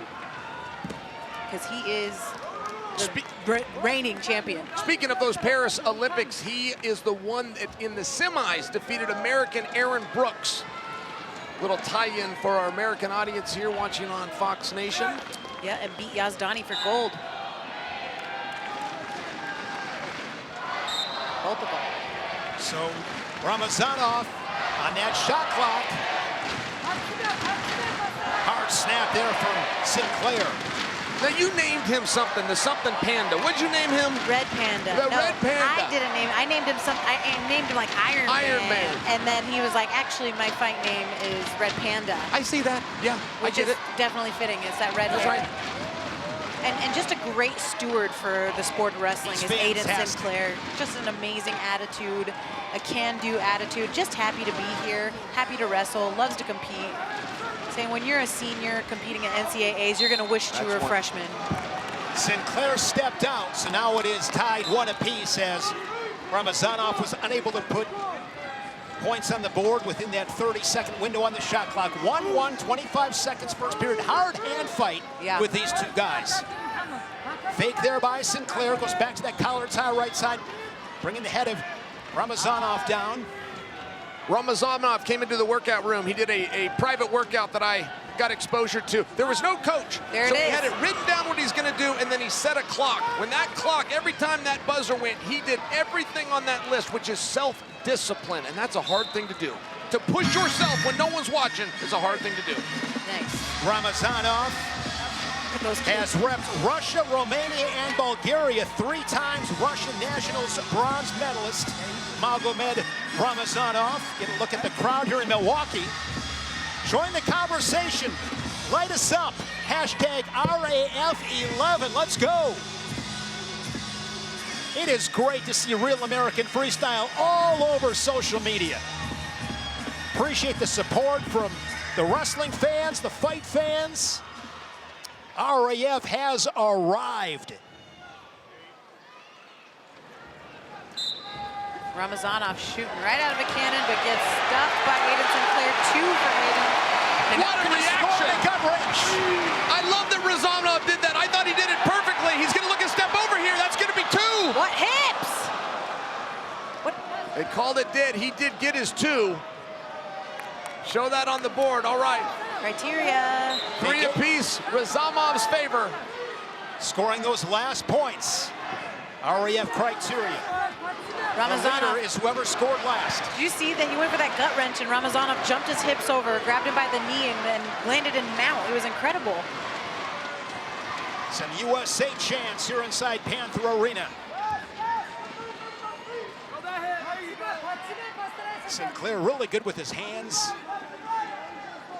Lower body as well. Going in for a good shot. Anticipation. Oh, the peek out and the score from Ramazanov.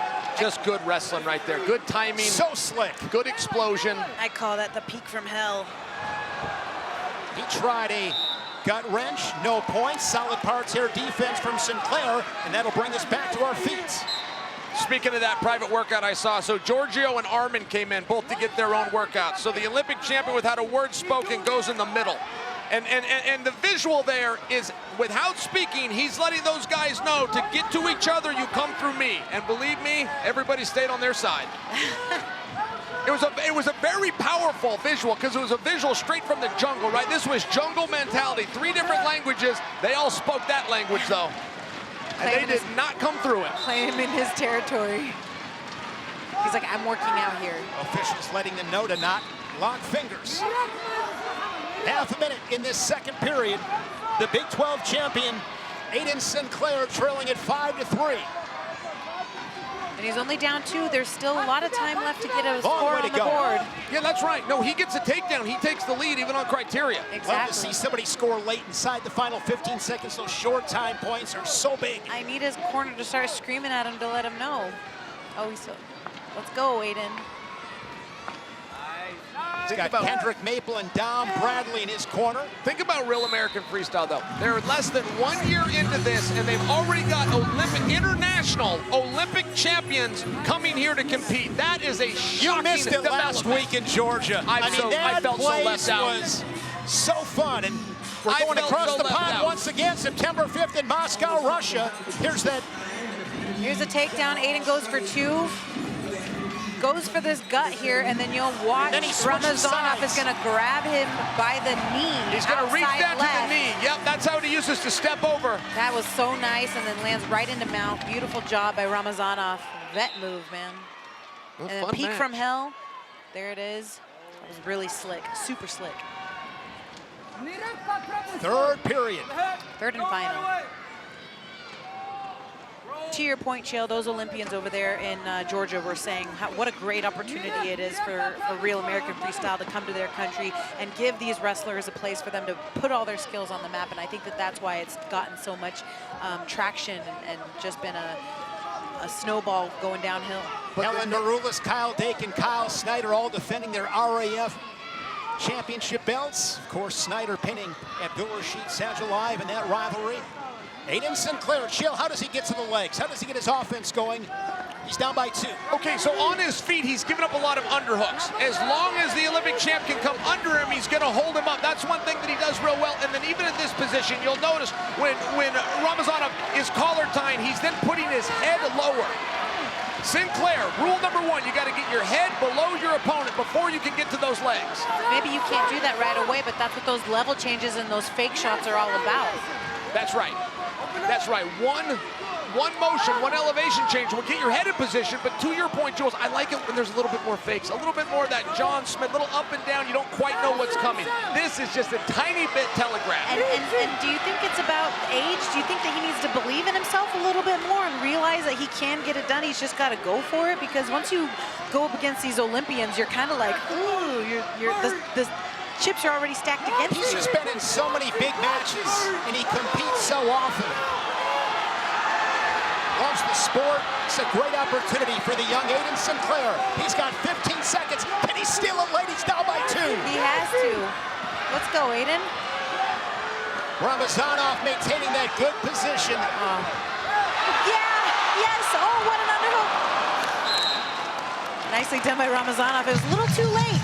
The crowd was a little restless, but that was an excellent match. Ramazanov never let up. He controlled a little bit of match space there in the last 15 seconds, but that's just good tactics right there. That was an excellent wrestling match. Final score, 6-3 for the 2024 Olympic champion, Magomed Ramazanov.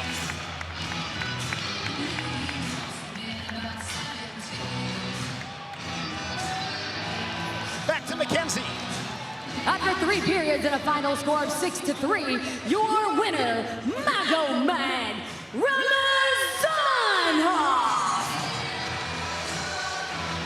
Another successful RAF debut tonight. 6-2 the final score. Kyle Dake is in that young man's future at some point. There'll be no keeping those two from each other.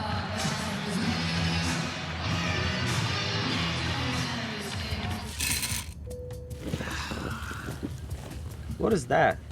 Seltzer with lemon. No, the ice. Oh, that's Brio Nugget Ice. That's from the Brio Ice Maker. It's better ice, basically. Better ice? Premium ice. Premium muscles need premium ice. You know that's not what it's for. Works.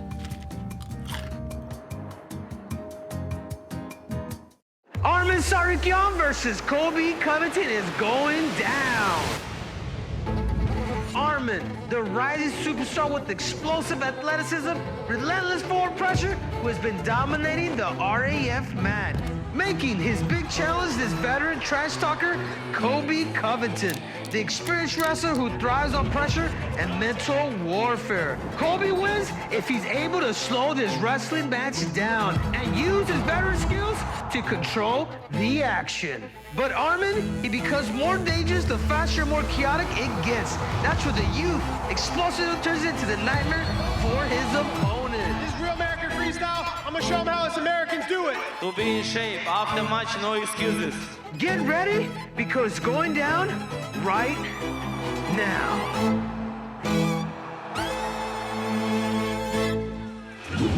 We have been waiting for this showdown for months. There's Arman Tsarukyan, 7-0 in RAF matches. 5 tech falls, that is the most in RAF. He has outscored his opponents 74-13. He has been dominant, but it is a different kind of test tonight for Arman Tsarukyan. Colby Covington, 38 years old, 3-0 in RAF. The former interim UFC welterweight champion. Something has got to give with Tsarukyan, and Covington will decide it tonight. long time no see. No see, This is great. This is awesome. Yeah. Okay, big night for you. All right, you're going into this undefeated, but so is Arman. Yeah. Where do you have the leg up? You know, I had the leg up and just experience. You know, I've been, grinding my whole life, and he's been silver spoon his whole life. His dad has gave him everything that he's had. I didn't have a backup plan, a security plan with my dad. I had to earn everything, and I've had to help my dad out. So, it's just a different level of toughness and a different level of grit that I'm going to show him tonight. Well, tonight's different, too, because you got that crossover belt. What will it mean to you? You got those 3 wins already, but if this is your 4th win and you get that crossover belt, what will that mean?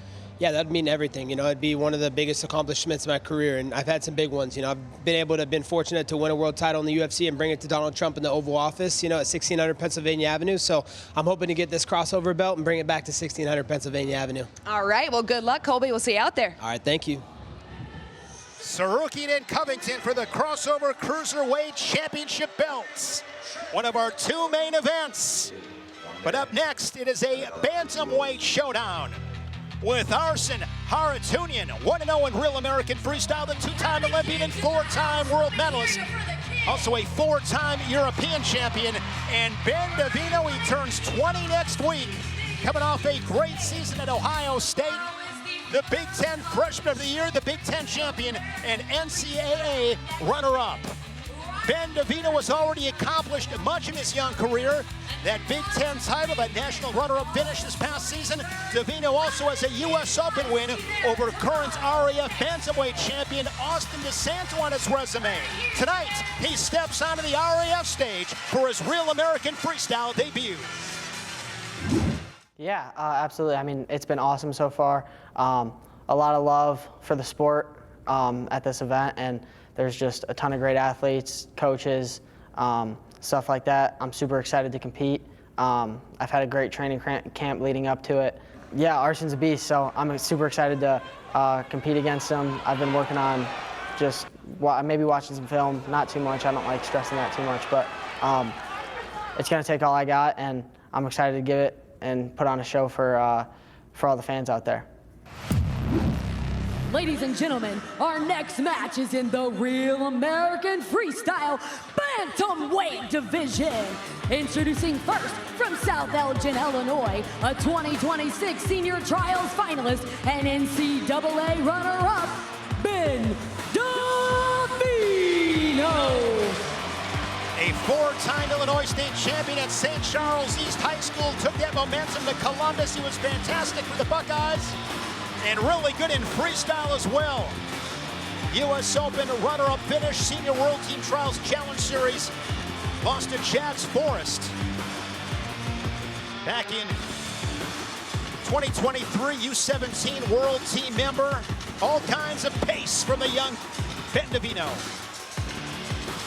And his opponent, all the way from Armenia, a U23 world champion and world bronze medalist, Arman Tsarukyan. 26-year-old Armenian has stacked the medals the past decade. 2-time U23 world champion in 2021 and 2022. A couple of junior bronze medalists on his resume. Wrestled against Caleb Smith last month in St. Louis at RAF10. He won 14-4. Scored 4 takedowns. This matchup is brought to you by Brio, the official water partner of Real American Freestyle. Get clean, refreshing water and ice on demand. Use code RAF20 for 20% off at BrioWater.com. Remember that matchup against Smith? Smith came out quick. Yeah. Led it 4-0 before Harutyunyan went on the run to the technical superiority. 14-4. 4 takedowns, 1 exposure, 1 4-point scoring move in a win. This is such good experience for Davino. Let me remind you, he's got 3 years of college eligibility left to be able to get on this mat in this environment with this competition. 19, yeah? Yep, tremendous work for an offseason. What a shot. He's just going for broke. Running that hip down. He'll score first, 1-0 for Davino. Turns 20 next week. Look at that power, too. He just kept running it. He was so impressive this past season on the college mat. Yeah, he beat Jax Superstar. Did everything but beat Jax for us. He did everything but that. And you're thinking of Marcus Blaze, I believe. Okay, Marcus Blaze, got to Jax jump on Force. Blaze. Okay.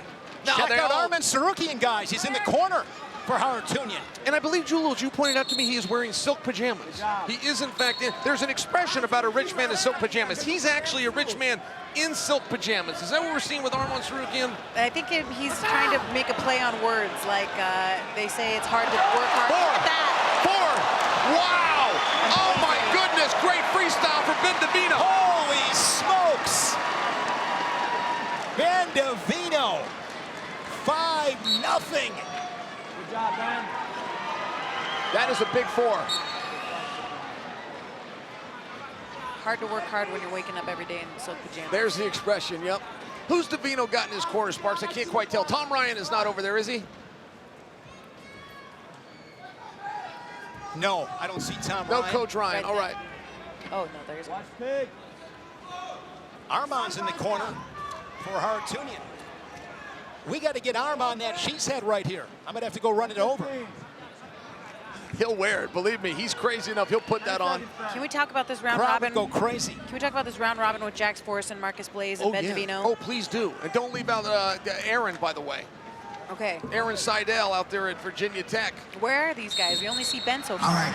All 4 guys that I just mentioned, all freshmen.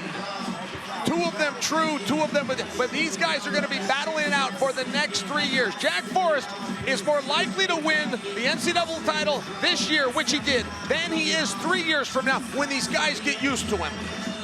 Big claim by me, but we'll see if you're Nostradamus or not. Yeah, Jules, watch that. He did. That's called a cutback. Some call that a 3 in a row. A very good job. Now that's a collegiate technique. Believe it or not, it'll just get you 4 in freestyle. Great move by Davino. That was slick. By the way, Shane Sparks has actually got. Oh, Sparks is back. I think he read the cheesehead down to Tsarukyan. Good job. Good job of circling by Davino. He went for a shot, it was stuffed. He goes for a shot again, grabs a hold of that wrist. He's not giving up on it. Stands right back up. You can't keep Ben Davino down. Outstanding. Didn't score there. Great defense. We've seen the offense leading at 5-0. I definitely would have predicted at least 1 on a step out there. Davino did not give it up. Good Harutyunyan's got here that. for Let's see if he Harutyunyan. can try treetop that. Tries to sit him down. Might just get the 1 for the step out. Yep. That's fantastic defense from Davino to just give up the 1. Hey, Harutyunyan went for it. He got a little greedy there, but he needed to. He needed to be a little stingy, try to get a couple of points. And what did you ask Harutyunyan at the press conference yesterday? He told you. I asked him about how he can defend the pace of Ben Davino, and he basically told me, you haven't seen me much because I got a great pace as well. He's got an aggressive pace. He's not afraid to give a point to get a point. Well, he's not lying. He is not fading. He's on the attack. It's just he's a step behind. They're exactly halfway through this contest. Harutyunyan was down to Caleb Smith by 4. He's down by 4 to Davino tonight. Can he duplicate that script? Ankle pick. Ankle pick for Harutyunyan. And he's out again for 1. Well, it's going to be 2. 2 for the ankle pick. Well, he was a couple inches away from that being a 4. That was almost a feet to back. Davino in many ways. Putting himself right back into this match. 3 unanswered by Harutyunyan. He's down by a pair. Did Arman take your cheese hat, by the way? You never updated us on that. I told Willie Saylor to run it over. All right, you weren't foolish enough to go try to put it on Arman's head, were you? He told me he wanted to wear it. Oh, all right. Talked to him yesterday. He signed it. Good He luck. wants to wear it. Good Place will luck go getting crazy for him. Good luck getting it back. That thing is epic. Inside of 5 seconds, Harutyunyan, a productive second period. Now it's 5-3. And this one has shaped out to be a good one. Can I just clarify on my notes about the Jax Force and Marcus Blaze thing, because this is killing me. I have both of their names written down in like 4 different arrows on like who beat who. So I just want to clarify. Sorry about that mix-up, Ben. Hey, they were all close. You're mentioning the right names. I mean, those 3 are going to battle for years and years. Davino, Forrest, and Blaze. and Aaron. Yeah, don't leave Seidel out of there. There's another one. That weight class. He's already stacked. announced he's going to 41, but I predict there's going to be more. I think Davino will likely stay. I'm not convinced the other three will ever come to 33 again. Harutyunyan with the ankle pick again, but nice balance by Ben Davino. My goodness. I've been really impressed with Davino's defense. He's Hit trying that to big turn. 4-point move, and I believe Davino's going to go back on the clock. You move your feet. Yes, he is. Going Quick for his shot own ankle right off pick. the whistle. Looking for that second leg. Big opportunity here for Ben Davino. Look at that rubber knee, the pressure on the right knee of Harutyunyan. Build up, head up. Oh boy, the ref's giving a good look to that knee. There, he's going to break it, break it, break it, break it. No, I meant break the action, not break the knee. Not break, no. Please violent. break the action. The action. All right, protect the knee. I know, huh? Kerry Colot inspired, no doubt. Drag it. No pin. This is a 1-point match with 60 seconds to go. But Davino lets him keep coming back to that collar tie. That's how he's giving up those ankle picks. If Davino can keep him off the collar, he can keep him off the pick. Davino's going for something. You can see he's looking a little squirrely. He's looking like he's trying to set something up. Harutyunyan grabs that wrist control. What was it? Action. Headbutt. No post. Davino once led it 5-0. Can he hang on? Good level change. Hey, Harutyunyan didn't lie to you, Sparks. He said, I got a pace. He's got a pace. I'll give him that. He does have a pace. Going for that ankle pick again. He's got it. Chest wrap defense here from Davino. 20 seconds. He's going to get this, guys. He's going to get this. Harutyunyan's got 15 seconds to make it work. He's almost exposing him. Looking for another comeback win. He's going to have to hurry up. Gets the 2 inside of 6 seconds. Oh my gosh. 2 apiece. How are they going to call that? Nope. Nope. What's the call here? 2 and out of bounds. Only 2 blue. But he gets the go-ahead score. I want to see if the mat chair overrides that. It looks like our head official's not confident. Already sticking with it. He's calling 2. Is that going to get confirmed? That got confirmed. You talk about guts. Arman Tsarukyan down 5-0. A score inside of 3 seconds. And Harutyunyan back-to-back comeback wins in Real American Freestyle. He told you that was some heart. He told you he could do it, and he did. I mean, that is conditioning. You come back, you win a match with 5 seconds left. That gets chalked up to cardio. Give credit where credit is due. Here's that late score. 6-5 final. Official right on top. After 3 periods and a final score of 6-5, your winner, Arman Tsarukyan. He's got to get him awful close to Austin DeSanto. What? Austin, we want you here. We're hoping, wishing, praying that everything is going well for you, buddy. This would have been Harutyunyan's going to crack a Brio water. This would have been a title defense for Austin DeSanto. And now he's going to get around the mat with his flag.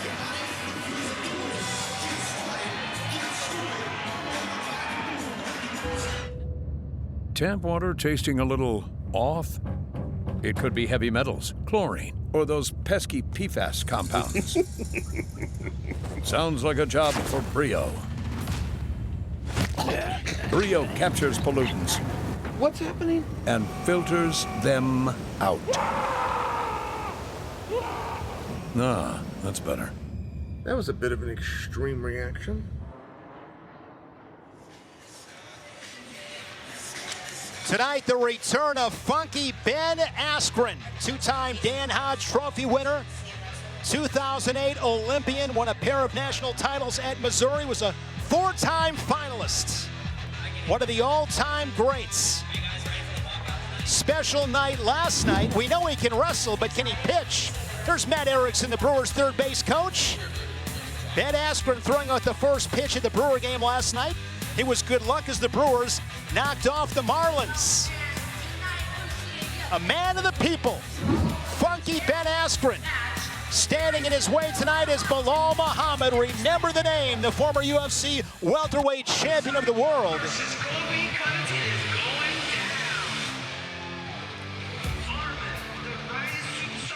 Women's strawweight title is on the line tonight. Lucia Yépez, the RAF champion, and Felicity Taylor counters on the opposite line. Lucia Yépez's championship win over Kendra Ryan came by 10th fall in a minute 13 of the first round, the fastest women's win in RAF history. She will look to get right to the point again, but top-ranked U.S. national team veteran Felicity Taylor may have something to say about that. Mi papá me llama la tigra porque en realidad me dice que soy una mujer muy valiente, muy fuerte, y cada vez que voy a competir siempre estoy cazando a mi rival. Y eso es lo que me identifica a mí bastante, y yo sé que soy la tigra. Estuve participando en un campamento y me fue de lo mejor. Estuve entrando con rivales muy duras y sé que ahora voy a disfrutar mucho en RAF. Sé que es una rival muy técnica, una rival muy... O sea, nunca menosprecio a los rivales, todos somos iguales, todos nos preparamos para ganar, y sé que en el colchón se ve todo y siempre vamos a demostrar que soy la tigra. Yeah, I'm excited for the opportunity to compete in RAF. So far the experience has been amazing. This is exactly what our sport needs to continue growing. I feel like I'm just going to go out there and wrestle my match and not let her dictate it. She obviously has a record, whether that's with RAF or just internationally. So I'm the underdog here, and I'm excited to take that belt. Ladies and gentlemen, please welcome the challenger, Felicity Taylor. From Spillville, Iowa, 2025 Senior World Team member after winning Final X at 53 kilos. She's the first native-born Iowa to make a Senior Women's World Team. Great electricity here in Milwaukee as the challenger. Felicity Taylor walks that aisle to the Real American Freestyle mat. Five-time national finalist in college, first 4 seasons at McKendree University, where she won a title, then went to Iowa City and captured a national crown for the Hawkeyes in 2024. And please welcome the Real American Freestyle Women's Strawweight Champion, Lucia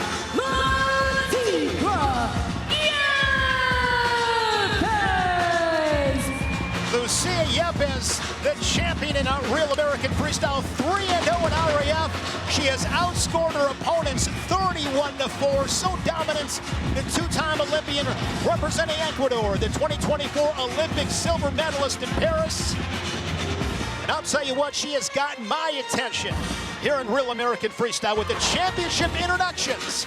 Take it away, Mackenzie Mitchell.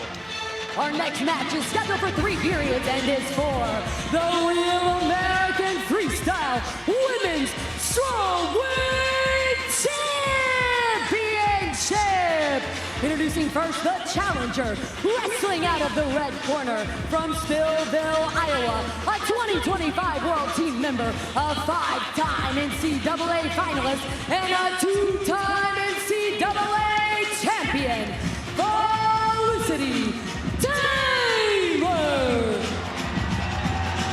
And her opponent, wrestling out of the blue corner, representing Ecuador, a 2-time world medalist, an Olympic silver medalist, and she is the Real American Freestyle Women's Strawweight Champion, Lucia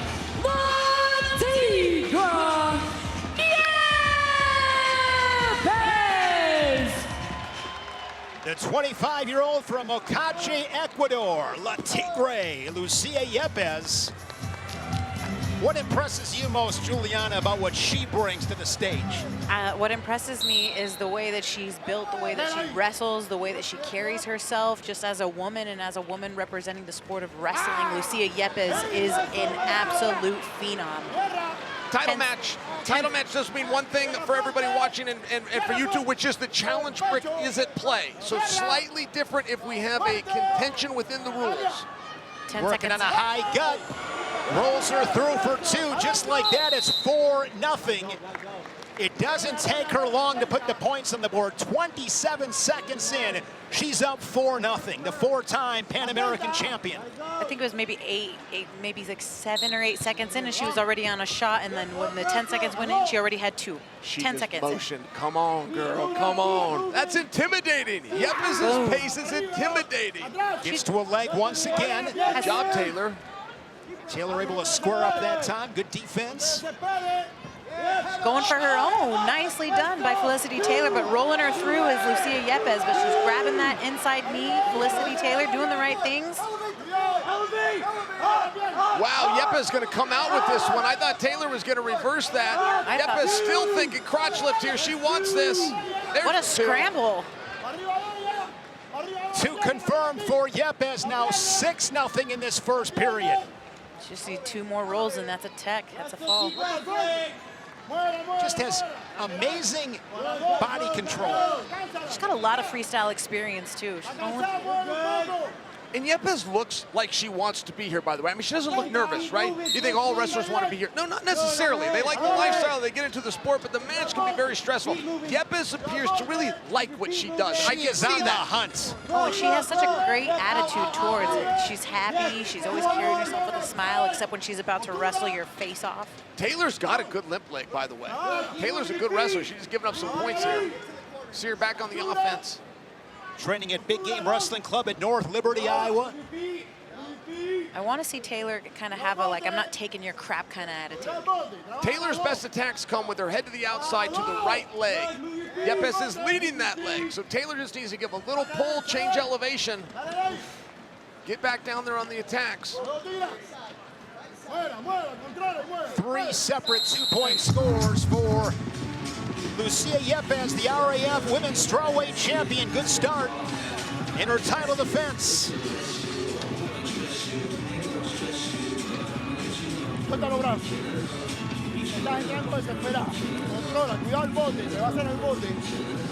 Here's the gut wrench. Made it 4-0. And then right here, able to expose Taylor for 2 more, and that is how we have our 6-0 score. Yépez, a 2-time U23 championship finalist, gold in 2021. I'll tell you what, she is like a rabid dog, quickly back center of the mat. I mean, she just can't wait to get her hands on you and make work, quick work. No hands to the face. Oh, don't be such a stickler all the time, Sparks, with the hands to the face. I'm okay with wrestle. All right, look at Taylor. Hey, Taylor does a good job with that limp leg. I got to tell you, that's 3 times. Okay, here's her shot. Head to the outside. This is where she needs to be. Now she needs to convert here. She's got 2 options: crack down or switch to a double. She has to believe in herself. That's right. She's not going to be able to elevate. She's not going to be able to go to a waterfall position. Yépez's legs are too tight right there. She was caught there on the shoe top, stalled after that solid attack. Good call by the referee. Usually they'll get a few more seconds. Okay, again, another Nice limp leg.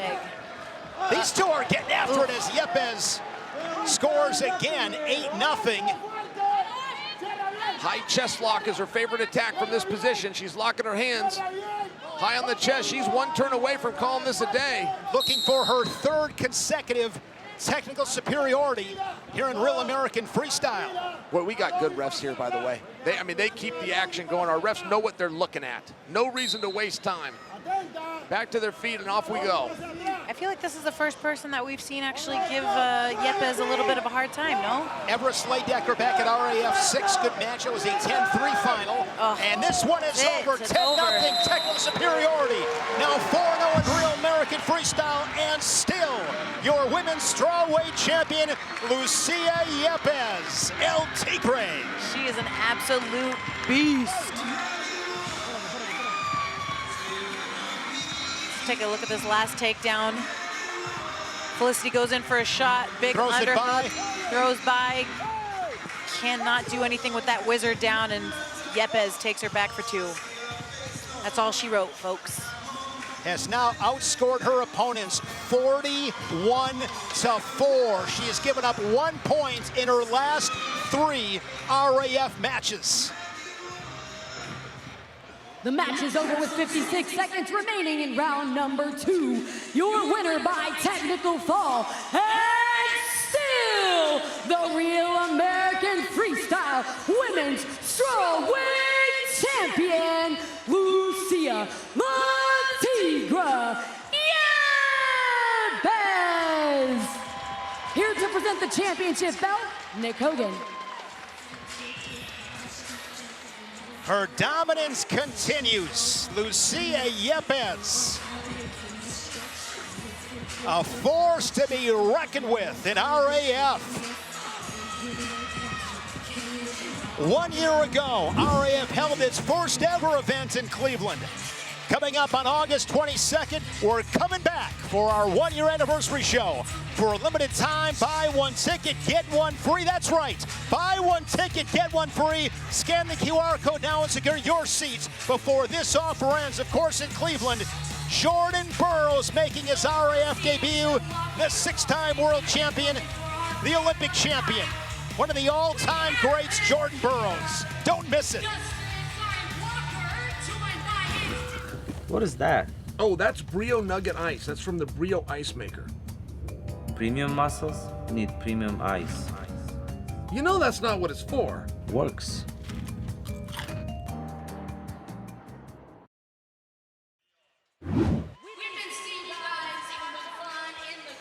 The time has come. Just over a year ago, Ben Askren, a double lung transplant. He is set to battle Belal Muhammad. Tonight, the remarkable comeback story of Ben Askren reaches heights once thought unimaginable as the former U.S. Olympian and MMA world champion returns to the mat against all odds. Across from Askren will stand a former UFC welterweight champion and Belal Muhammad. It will be a night to remember for sure. This is signed, sealed, and delivered. RAF11, July 18th. Ben Askren, you're actually coming back. And everyone's asking me, are you gonna win this match? I don't give a shit if I win this match.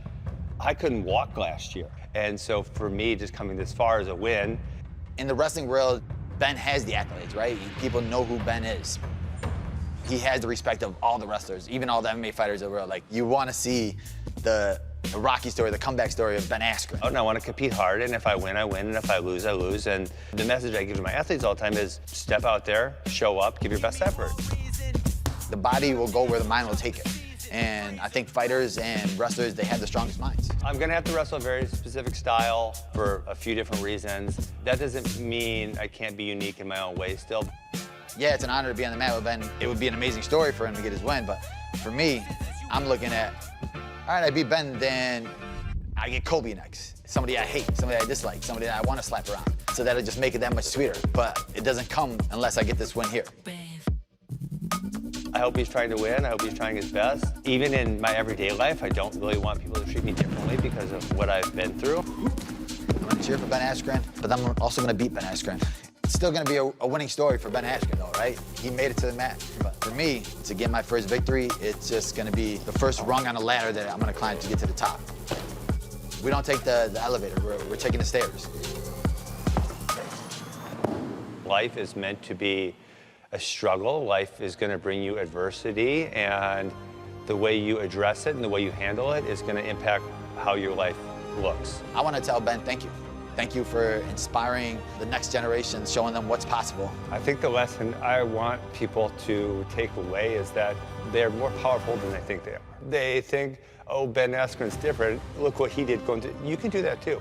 Everyone can. Anyone could do what I did if they just put their mind to it every single day. It's a decision. Every day I wake up and I thank God that I'm here again for another day, and I do my best.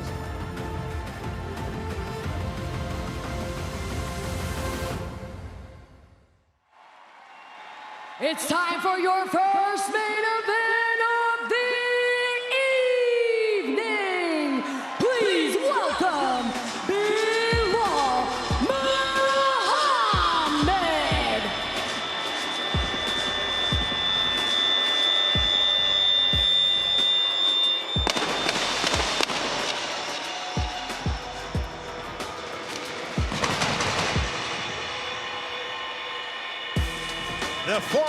UFC welterweight champion of the world.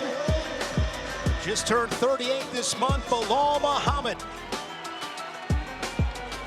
24-6-1 pro MMA record, signed with the UFC in 2016.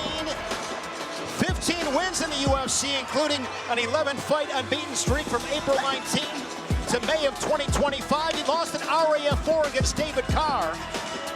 Carr took him down 3 times. Belal Muhammad with a great opportunity tonight.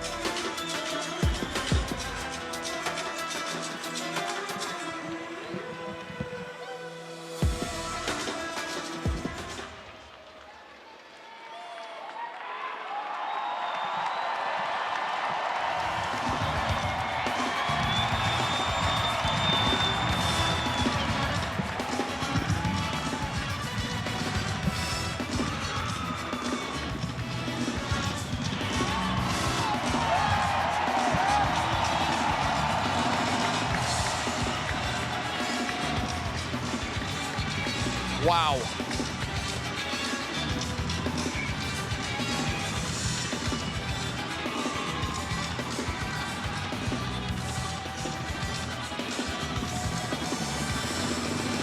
And please welcome, accompanied by fan zone winner Davino Mason, Wisconsin Zone, Ben Askren.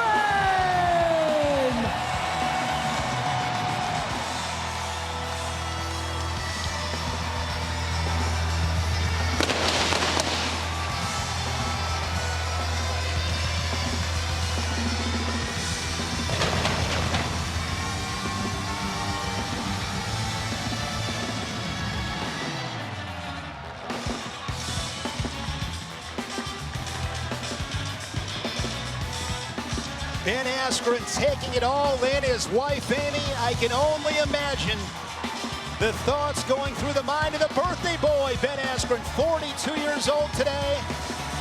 What a story. Inspiration and perseverance. Incredible. His children, Alex, Andy, and Ozzy. Here comes the funk. Oh my goodness. This is really happening. I want to cry. Does anybody else feel that emotional? This is something else, Jules, I'll tell you that. Honestly, just listening to him and his message and how inspiring he's been throughout this whole thing and the attitude that he's had.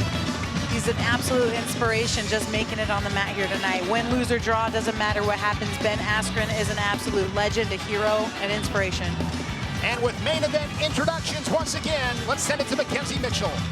Ladies and gentlemen, our first main event of the evening is scheduled for 3 periods in the Real American Freestyle Cruiserweight Division. Introducing first, from Chicago, Illinois, a former Titan FC champion and former UFC welterweight champion, Belal Muhammad.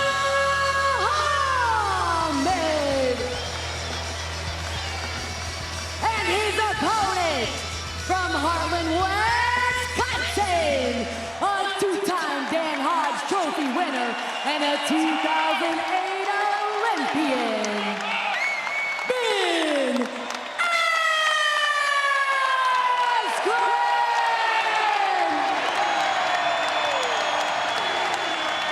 Take it all in, Ben. Take it all in. A year ago, he was in the hospital, was unable to stand up under his own power. Tonight's main event is brought to you by Spartans.com, the official gaming partner of RAF. Scan now or go to Spartans.com to play. Juliana Chael, is this some kind of dream?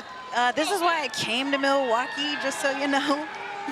All right, guys, I guess we put the feel-goods behind us because we got some combat going on, and I do want to tell you, Ben Askren, if he stands and waits around, which is a lot of how he used to wrestle, guys, he was very defensive. I don't think Blal's going to attack him. I don't think Blal's going to get on those legs. I think Askren, if he wants on top, he's going to have to change elevation. He's going to attack Blahal. I think that's going to be a big surprise for a lot of people tonight. This one is particularly hard for me because I've trained with Belal for so many years, and I never knew Ben.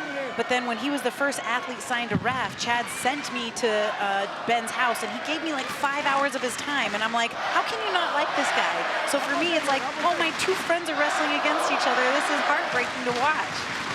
No score, 45 seconds in, and somebody's going on the shot clock. It's going to be Belal Muhammad, so 30 seconds for Muhammad to score. If not, Askren gets a point. One thing Muhammad did a great job of when he was taking on King Carr is to not get taken down. If he was under attack, he would find a way out of bounds. He would give up 1 as opposed to 2. It made it for a lot longer and more competitive match than was predicted, and I'm only sharing for you, Belal is patient. Ben is going to have to pull him down, snap him down, or get to his legs, or he's not going to get on top. Well, Belal just went for a shot, and it was stuffed by Ben, so it's a lot easier said than done. If you're nice throw by there for Ben. Askren on the board first, 1-0 for funky Ben Askren. And then, like, if you're Belal, you're kind of in a tough spot, right? You're wrestling against a guy who was very ill a year ago. And if you win, you beat a guy who was very ill a year ago. If you lose, you lost to a guy who was very ill a year ago. Sure. You know what I mean? Sure.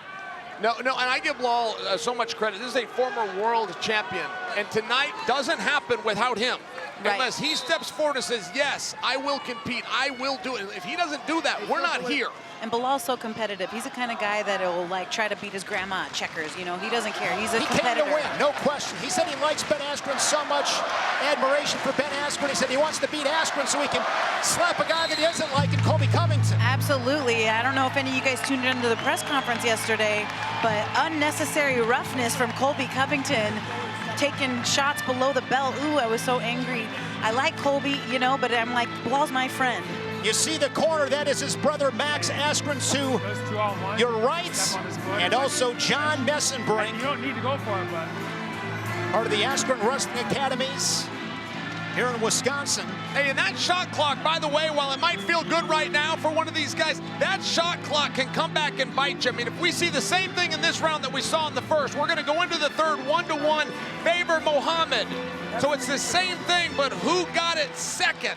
Right now, if we're going to play the shot clock game, Muhammad is in a good spot regardless of what that scoreboard is telling your lion eyes. Regardless of what the scoreboard is telling your lion eyes, but how is Ben feeling right now? He's in the second period of this match.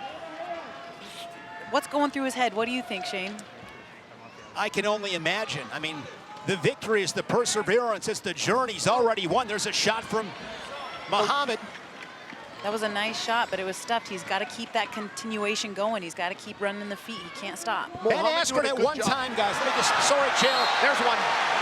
There's another point for Askren. That's clean. I'm trying to wrap my head around, Chair, that a year ago, he couldn't even stand up. His weight dipped to under 140 pounds. Yeah, 1 year ago, I was making plans to go out to Milwaukee for his funeral. I had gotten a phone call that we had lost him. He told me he was dead 4 times. Well, and for Belal, for example, nice whizzer, and that's another point. That was some crafty work from Ben Askren on the edge. And those are clean. I mean, listen, that's how Askren wants to win. He wants some offensive point. He doesn't want a shot clock game. Those are clean, fair points by Ben Askren. Belal and Ben Askren used to train together at Rufus Sport, and Belal used to look up to Ben Askren as the Bellator champ. So it's like you're wrestling, competing against one of your heroes from back in the day. Ben Askren recently inducted as a distinguished member to the National Wrestling Hall of Fame. Going for the front headlock, trying to snap it down. Throws him by. Askren stays square. Goes back to an underhook. Wall's going to pull right back. Going for it again. Let's see if he can pick up that leg for the cradle. Can't run it down. Nice trying to whizzer again for Ben Askren. And Belal needs a turn. Hey, we're seeing some wrestling though. This is some wrestling. These aren't the leg attacks, but this is good. This is good, fair, clean wrestling. Yeah, he's still got it. Ben has amazing wrestling IQ. He really does. Every time Belal goes for a shot, it's defensively sound for Ben Askren. He's positionally aware. Ben Askren is a wrestling savant, one of the great minds in the sport. I mean, look at the success of the guys he coaches at AWA. Right there. One of the most successful clubs in the country. Short time in the second. Big underhook was looking for the foot sweep there was Muhammad. Ben Askren, a 3-0 lead to the third period. I can only imagine how fast his wife, Amy Askren's heart is beating. She's going to be a nervous wreck. Oh, she's the backbone. What a She's a star. phenomenal, phenomenal woman. How is he feeling? Hey, that first 30 seconds, maybe think about scoring. It's like easy snaps, get on top. You won't expect it, and then if you're up by 5, we'll be good. Another step-up point there for Askren. Belal tries to run the underhook, and big, huge whizzer for Ben Askren. Belal's options are limited. He can go for more shots from the open, but he really hasn't gotten close. What I did like is that underhook to a snap down to a front headlock. The question becomes, what do you do from there? You pull him down, look to spin. You had mentioned a cradle as an option. I also like a good, solid front headlock roll. Grab 2 quick points, come out with a chance to do it again. There's a part of me that wonders, like, Belal, what's going through your head? Are you trying to take it easy on him? Nice shot, nice defense by Belal. Big, right into those hips. Should have got some offense on there, tried to take the back from there. Another shot there from Muhammad, and he's going to score 2, and it's a 1-point match. And he found another gear there, Chael. That could have been 4. Askren knew where he was. He thought about defending it. If he would have unsuccessfully, that would have been 4. Smart move by Askren. Gave up 2. We're within 1. 90 seconds to go. 1-point spread here for Askren. And no pressure, Askren. It's your birthday. You were in the hospital a year ago. You're in your hometown. No pressure. That single leg of Muhammad.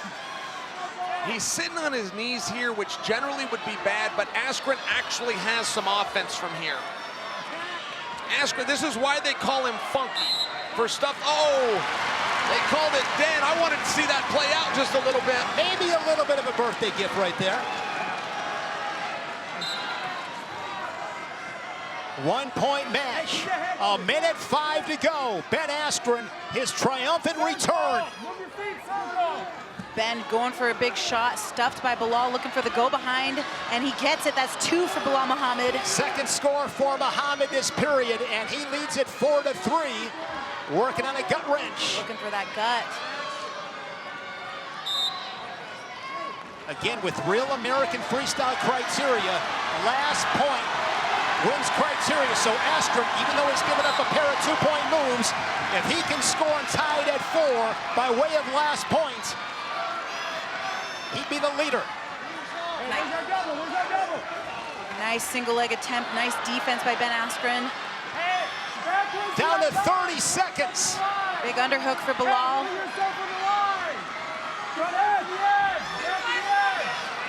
Doing a good job of stopping that hand fight, Belal Muhammad.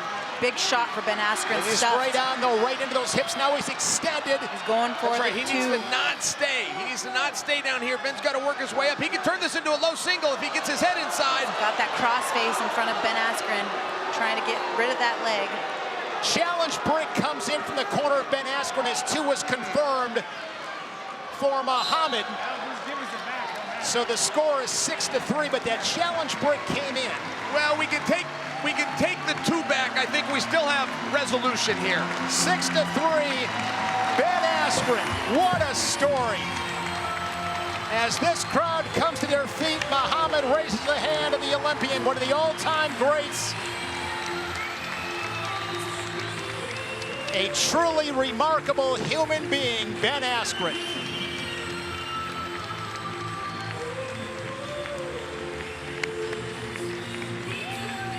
There with his brother Max.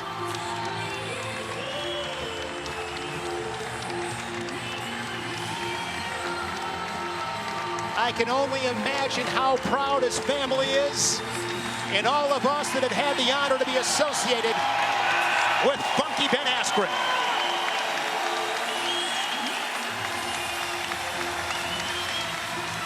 After 3 periods and a final score of 6-3, your winner, Belal Muhammad.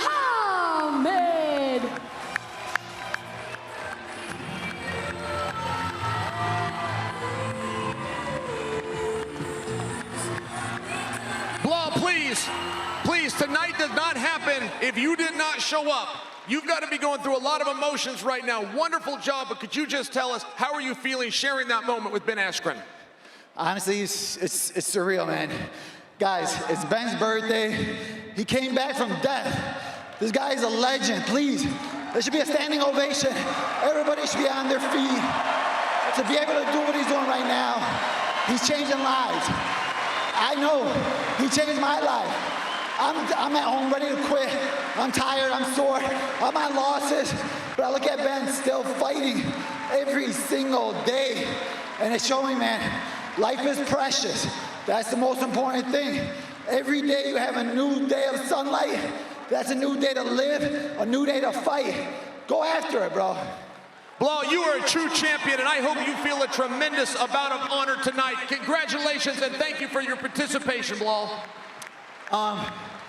Regardless, remember, it's Ben's birthday. Clap it up for him. But we got a bitch going to the main event. His name's Colby Covington. We will find him. I will catch him. And I will stomp on his neck until he can't breathe.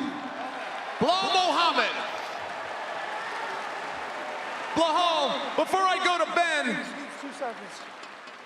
Belal, before I go to Ben, should we kick off a quick happy birthday? Should we do this for? Oh, guys. Happy birthday to you. Happy birthday to you. Happy birthday, dear Ben. Happy birthday to you. Hey!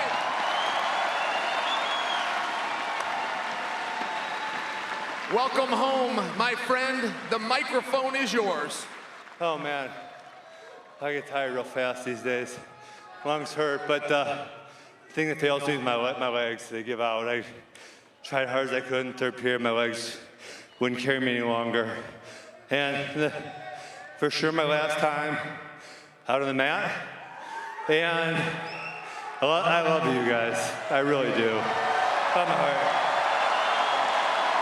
And Ben, I hope that you know the outcome of this match is not what this match was about. The participation, you showing up, you making that walk. Tell me, for any new fans we have, what is happening right now? Well, chill. As is customary, I couldn't find a better place to do this. I'm gonna take my shoes off and I'm gonna leave them in the mat. I'm not done yet. And sorry, I can barely breathe. If everyone keeps asking about my legacy, and I don't like thinking about it, but if I can give some words of wisdom, I went through the hardest shit in the last year. It was tough. There was times I couldn't feed myself, I couldn't stand up, I couldn't go to the bathroom. And every single day I woke up and I thank God for the chance to do it just one more time. And I promise God, I'm gonna make the most of this day. I'm gonna treat people well, I'm gonna work my ass off, and I'm gonna try to make a difference in the world. I love you guys. Ben, you've got Amy, you've got kids, you've got the community, and we have you. One more time, please. The final match, the final walk of the great Ben Askren.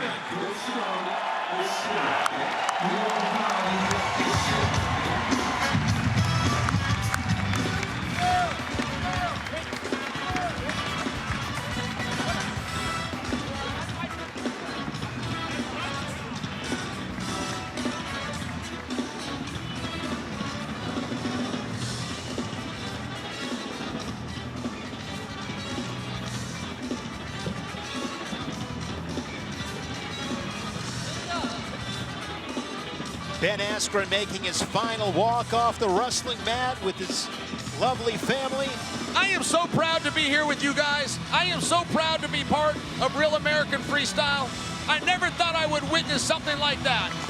Ben Askren, as someone who knows him, albeit a short time, I am so happy for him and his family, and he has so much to be proud of. I have broadcasted hundreds and hundreds of wrestling matches. I will never, ever forget this one. That's right. And the retirement, by the way. The guy's dog tired. He just wants to get to the back and lay down, but no. Custom said, you take the shoes off. He paid tribute to our custom. That's respect to your community right there.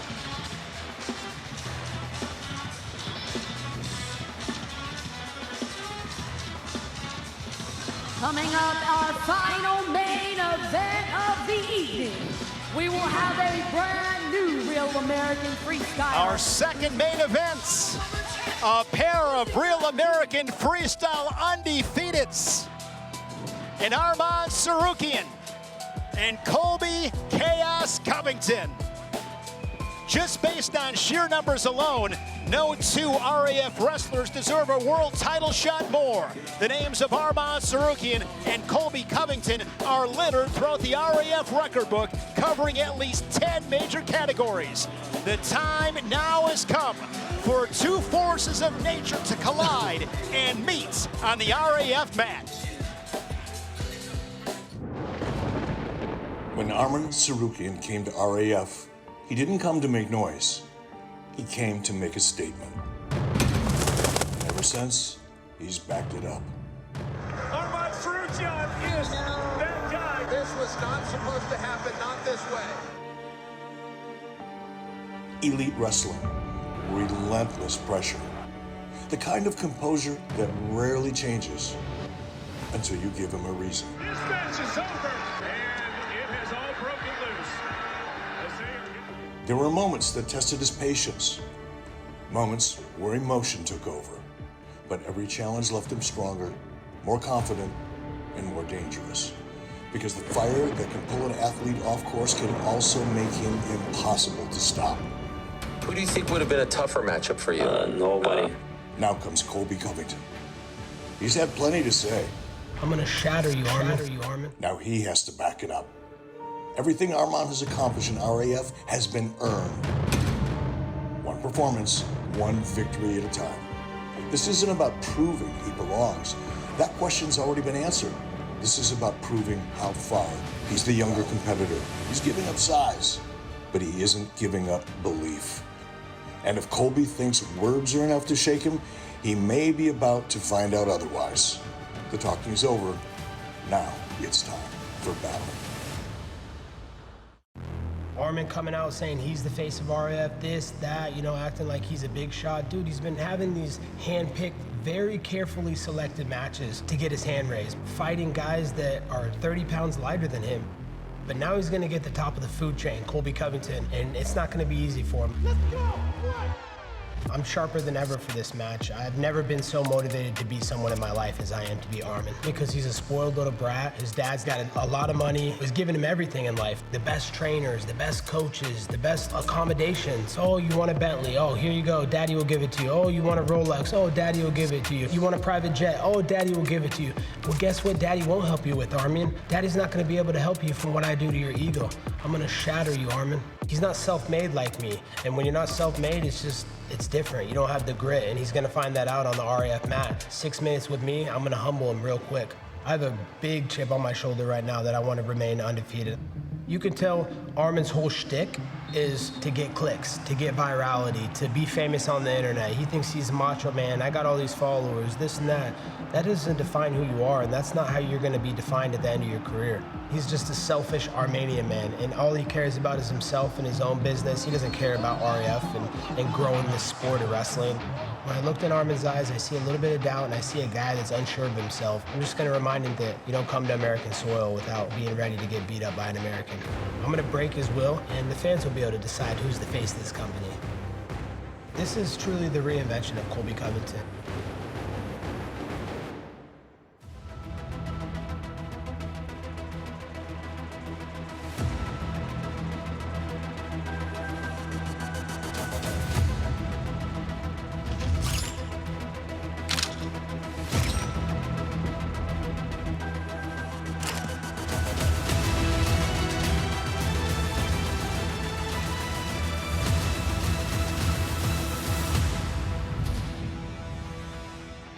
Ladies and gentlemen, it's time for our final main event of the evening. Please welcome Colby Chaos Covington.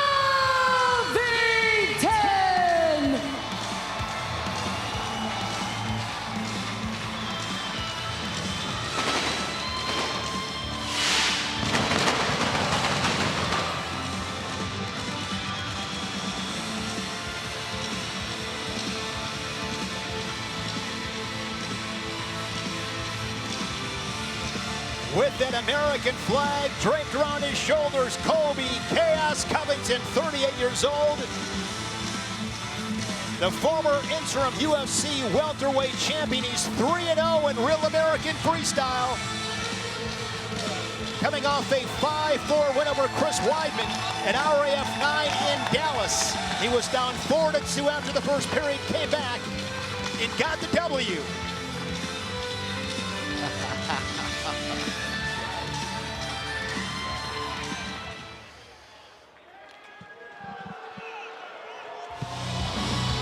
And his opponent, please welcome Arman Tsarukyan.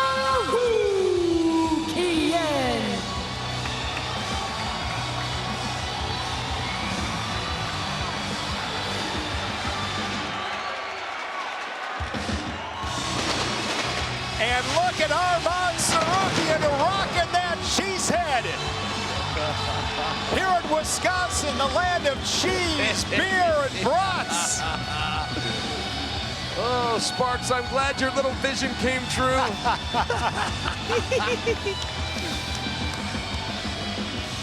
Here in Milwaukee, Wisconsin, actually it's pronounced Milwaukee, which is Algonquin for the good land. This is the good land. This is the great land. So glad you guys are here in Wisconsin. Let's send it to Mackenzie Mitchell with our main event introductions.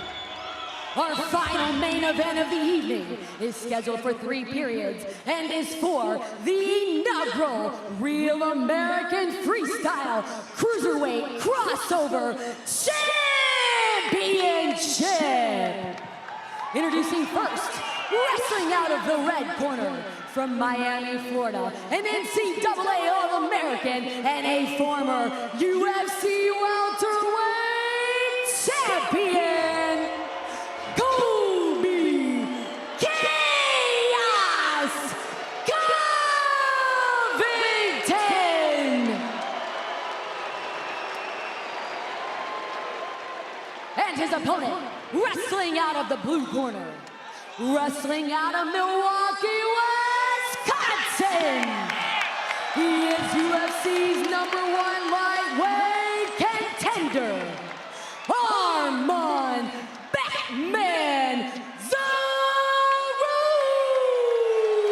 Tsarukyan. He's become a fan favorite, Arman Tsarukyan. This main event is brought to you by Brio, the official water partner of RAF. Get clean, refreshing water and ice on demand. Be sure to use code RAF20 for 20% off at BrioWater.com. Here we go, our final match of the night here in Milwaukee at RAF11, both undefeated. This for the crossover cruiserweight title. What are you looking for, Chael? Colby's a little bigger. I'm going to bring that to you right now. I mean, Arman has been on fire, but it has been against a little bit smaller opponent, and it has been with guys with less wrestling experience than Covington. And he gets his own front headlock, and he's trying to snap it down. He might be bigger, but I don't know if he's stronger. Arman Tsarukyan has been so active in the promotion, wrestling literally at every event, looking for the arm drag out is Colby Covington. Geez, good defense by Tsarukyan. A sucker drag where you drive very hard Absolutely. to stop. Well, that's a big question, guys. How good is Arman Tsarukyan? And the question looks like pretty good. I mean, we got Kyle Schneider on record saying 1 year and he can go out and be an Olympian. We had Kurt Angle on record saying right now he can compete with the Olympians. I'm still a little bit lost. How good is he? He's good. How good is he? For sure. It's a different task. Cliff breaks it up for action. Tsarukyan gets put on the shot clock. Wrestling math may not work, but I'll do a little for you. I don't think Tsarukyan could beat Chris Weidman. I just don't think he's big enough. No. Colby's last victory was over Chris Weidman. Does that play in? It's something to think about. Tsarukyan weighed in at 180.8, Covington 182.4. Punches a big underhook, looking for double unders, Arman Tsarukyan.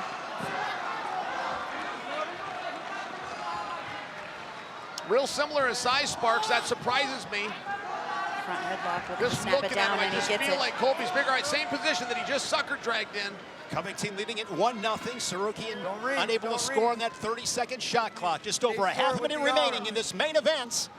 First period. You might remember Tsarukyan's debut was with Lance Palmer, but he scored a lot of points out of that front headlock position. So something we've got tape on, something that Colby was certainly aware of. Going for a shot, nice hips by Colby Covington. Tsarukyan 7-0 in Real American Freestyle. He's outscored his opponent 74-13, 5 tech falls. That's the most in RAF. And Colby's got great head position, but Arman This is is big guys inside of 10 seconds. And Covington rolls him through for 2 and takes a 3-0 lead. Huge points in short time for Chaos. Tremendous defense. If we see that on replay, I'd love to talk you through what happened here.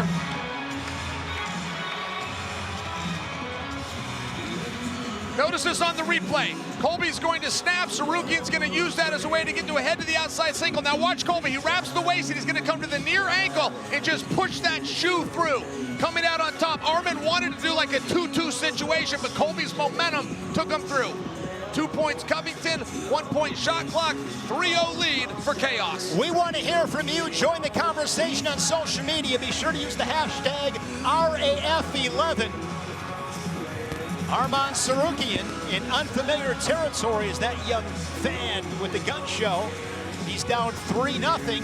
Harutyunyan is in his corner. Remember, Harutyunyan fell behind. He had Arman in his corner. He rallied for the late score to beat Ben Davino, and now you have Harutyunyan looking to offer his wrestling mind to Tsarukyan. Tsarukyan will compete under any rule set you want to do it. He's done jiu-jitsu, and he's done the submission thing. He's done the wrestling and the MMA. He hasn't lost anything since he came up short to Islam Makhachev a number of years ago. Any rule set, any way you want to do it, Tsarukyan has found a way to get his hand raised in everything he's done for 3 years. Yeah, and I don't like that Colby's always ragging on him about being rich. Like, it's not his fault that he has money, you know? What are you going to do? Yeah. Never apologize for winning. Never apologize for winning, and just because he's rich doesn't mean that he doesn't work hard. Oh my goodness.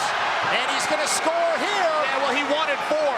He stood up, he wanted a dake bomb there is what he wanted. He's gonna come out with 2. Has a leg lace, or is working on a leg lace, now works up to a gut wrench, looking to turn Covington on the edge, and we're back to the center. And he's got a good gut wrench. By the way, we're out of that parterre position, but Tsarukyan's got a good gut wrench. Look, that's the problem.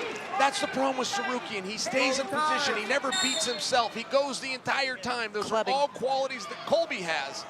He's seen a little bit of a mirror of himself, but a little bit younger. Tsarukyan's got some pop.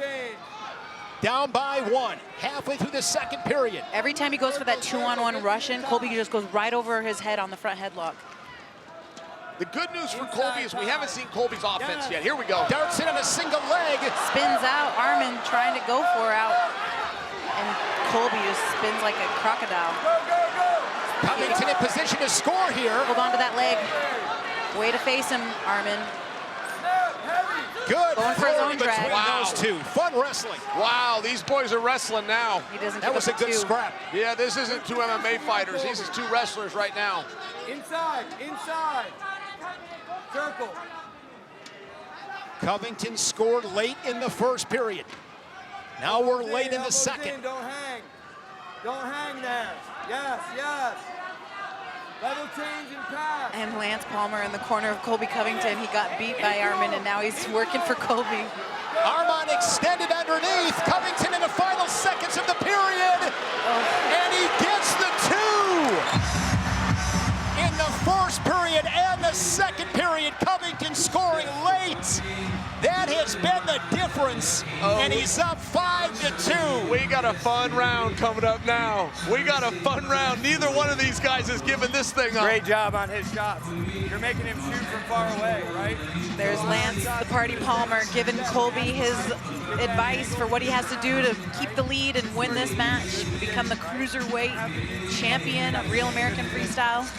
Remember, get his head down. Crossover, cruiserweight crossover champion, excuse me. Colby's points have all come from defense, and I just suggest for you that he's got a very good offense. If he turns to it, he's got a couple-point lead here. How does he want to play that? If his strategy is to eat up clock, I don't like that. There's going to be some points in this period. You got to make sure they're yours. One of these guys is going to score in the next 2 minutes. And both corners still have their bricks. They're eligible to throw a brick for this championship match. You're not able to do that unless it's a co-main or a title fight. Covington up by 3. Control the center here. Straight on shot there from Tsarukyan. Really good recovery there from Arman. Circle. Circle. 2-on-1, Covington clears. Colby controlling the center of the mat. Lead hand low. Arman gets that underhook once again. Lead hand low. inside ties. Use your fakes. Use your fakes in there, Colby. Shot from Arman once again into that front headlock. That's tight. Yeah, he's got that, but his options are still limited. I don't think it's worth the risk of going for the roll or the throw. Yeah, it's not, because Arman popped his head right out. Covington's going on the clock. We're on the clock. Be smart here, though. 1 minute left in third and final for the crossover cruiserweight championship. Nice level change from Arman Tsarukyan. Stuffed by Colby. Tries to go for a peek, doesn't get it. Down to 50 seconds remaining. I got to tell you, Tsarukyan, as the #1 contender of the UFC, I'm judging other things right now. I'm judging his pacing. I'm judging his heart. I'm judging his fight and his battle. And by the way, he's checking all those boxes. And now with 35 to go, a takedown or an exposure for 2, and he can win this thing. He's got to go for broke here. They got to begin that sprint right now. He needs 2. If it's a title fight, why can't they go 5 rounds? But I'm just suggesting, okay, here's the shot. He needs to come up. Keep those hands locked, Arman. He's got to get his knees under his chest right now, or he's never going to recover. You're right, Colby Covington's He needs a whistle, guys. Heavy That's too. exactly what he got. He needed a whistle to get back to his feet and get that fresh restart. But that goes back to the competitive heart of Tsarukyan. He is not letting up. Now, Colby just needs to push the knees. Good, solid defense here. Push the knees, keep him flat. Nice, puts that head right underneath his hips, smashes it down. His hips are heavy. Nicely done by Colby Covington. Oh, great defense. Keep your elbows in there, Colby. Great defense. Colby Chaos Covington, your RAF crossover cruiserweight champion, as he hands Arman Tsarukyan his first defeat on the RAF stage. Arman needs to shake hands and walk away, Sparks. We're not done yet. We need to just shake hands and walk away. Yep, have the security lined up. That was a fun little scrap.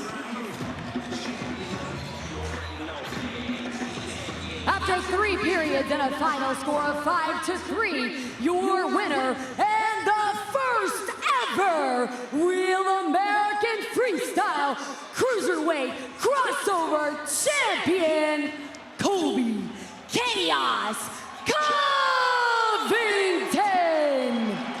Here to present the championship belt is Nick Hogan. Chael Sonnen is with Colby Chaos Covington. Colby, while you're getting that drink ready, I will remind you, Arman Tsarukyan has not lost any competition under any rule set in over 3 years until now. How does it feel, champ? It feels good, man. Arman's gonna be lightweight champ, I'm sure of it, and I can't wait to witness it, man. It was an honor to compete against Arman tonight. Thanks for coming out. Appreciate all the fans in Milwaukee. Tonight was for America, it's for the troops. It was for our hero, Hulkster, man. This one's for you, Hulker. Yeah, he looked dog tough. I mean, he looked like he came out here to compete. He was holding up to your size and strength. Were you impressed with Arman Tsarukyan as a wrestler? Oh, super impressed, man. His tie-ups, his feints, getting to the legs and being able to build up. He's a strong dude, man. That was a tough guy I took down tonight to win this belt. It's an honor to be the first crossover championship in RF history. Anybody can get it. Bring them all. I got a list of guys I want. Bring on Chimaev. Bring on that cross-eyed fucking dork fucking Belal. Bring on Woodley. They can all get it, bro. I'm defending this crossover championship for America.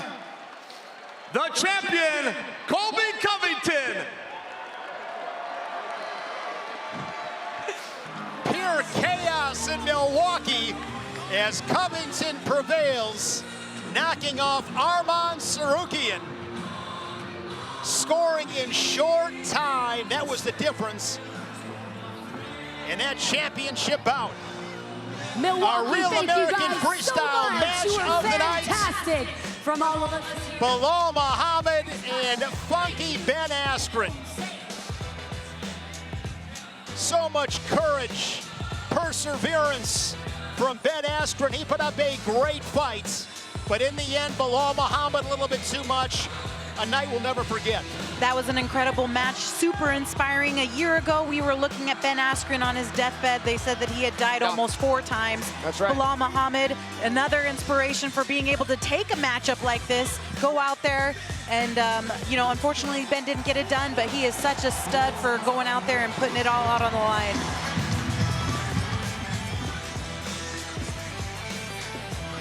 Here, Matt Side, Shane Sparks, Juliana Pena, and Chael Sonnen. RAF11 is in the history books. Juliana Chael, this night did not disappoint. It was all that and then some. What a special night in our sport. Absolutely. It was such a fun time to be here, Shane. Thank you so much for hosting us and having us in Milwaukee. It definitely lived up to the hype. Chael? This was awesome, and I don't even know where it begins, guys. I just know it doesn't end. Tsarukyan, even a defeat, looked great. I think we just got something going between either Colby and Chimaev or Colby and Blahal. It all depends who you ask. Going to make the post-fight press conference that much more exciting. And by the way, that's going down on Fox Nation. We are back at it tomorrow with RAF Next Gen, the broadcast right here on Fox Nation. Get a look at tomorrow's Real American Freestyle Superstars. The winners congregate on the RAF mats. Lucia Yépez defending her women's strawweight title. Colby Covington capturing the first RAF crossover cruiserweight championship belts. World champions, Hall of Famers, Olympic medalists, Olympic champions, all in that shot. Beat that, Sparks. Beat that, Jules. When have you been in company with a crowd that protective? You can't beat it. We've got the future generation. Sorry to cut you off, girl. If you can't beat them, join them. Real American Freestyle. Come see what we're all about, guys. Absolutely. A reminder that 1 year ago, RAF held its first event in Cleveland.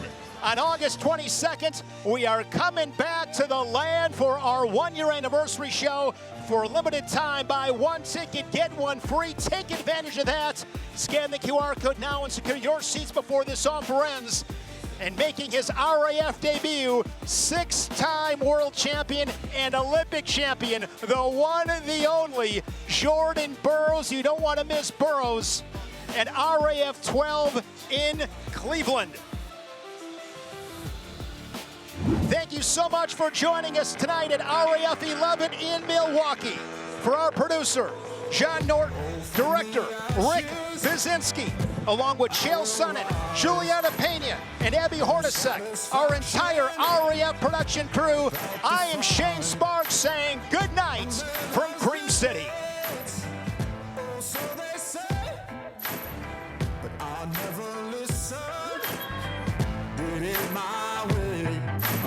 Take what's mine, I paid my dues. I dare you to walk a mile in these shoes. The beat in my soul just keeps getting louder.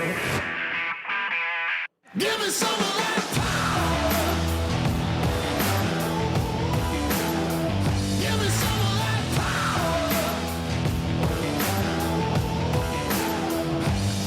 I wanna feel it in my blood, feel it in my veins. Show you that I can't be tamed. Give me some of that. Ladies and gentlemen, are you ready for your main events of the night tonight? The first one is for the Real American Freestyle Light Heavyweight Championship. Please welcome your challenger, the still the Real American Freestyle Light Heavyweight Champion of the world. Kid, one day, that belt could be yours.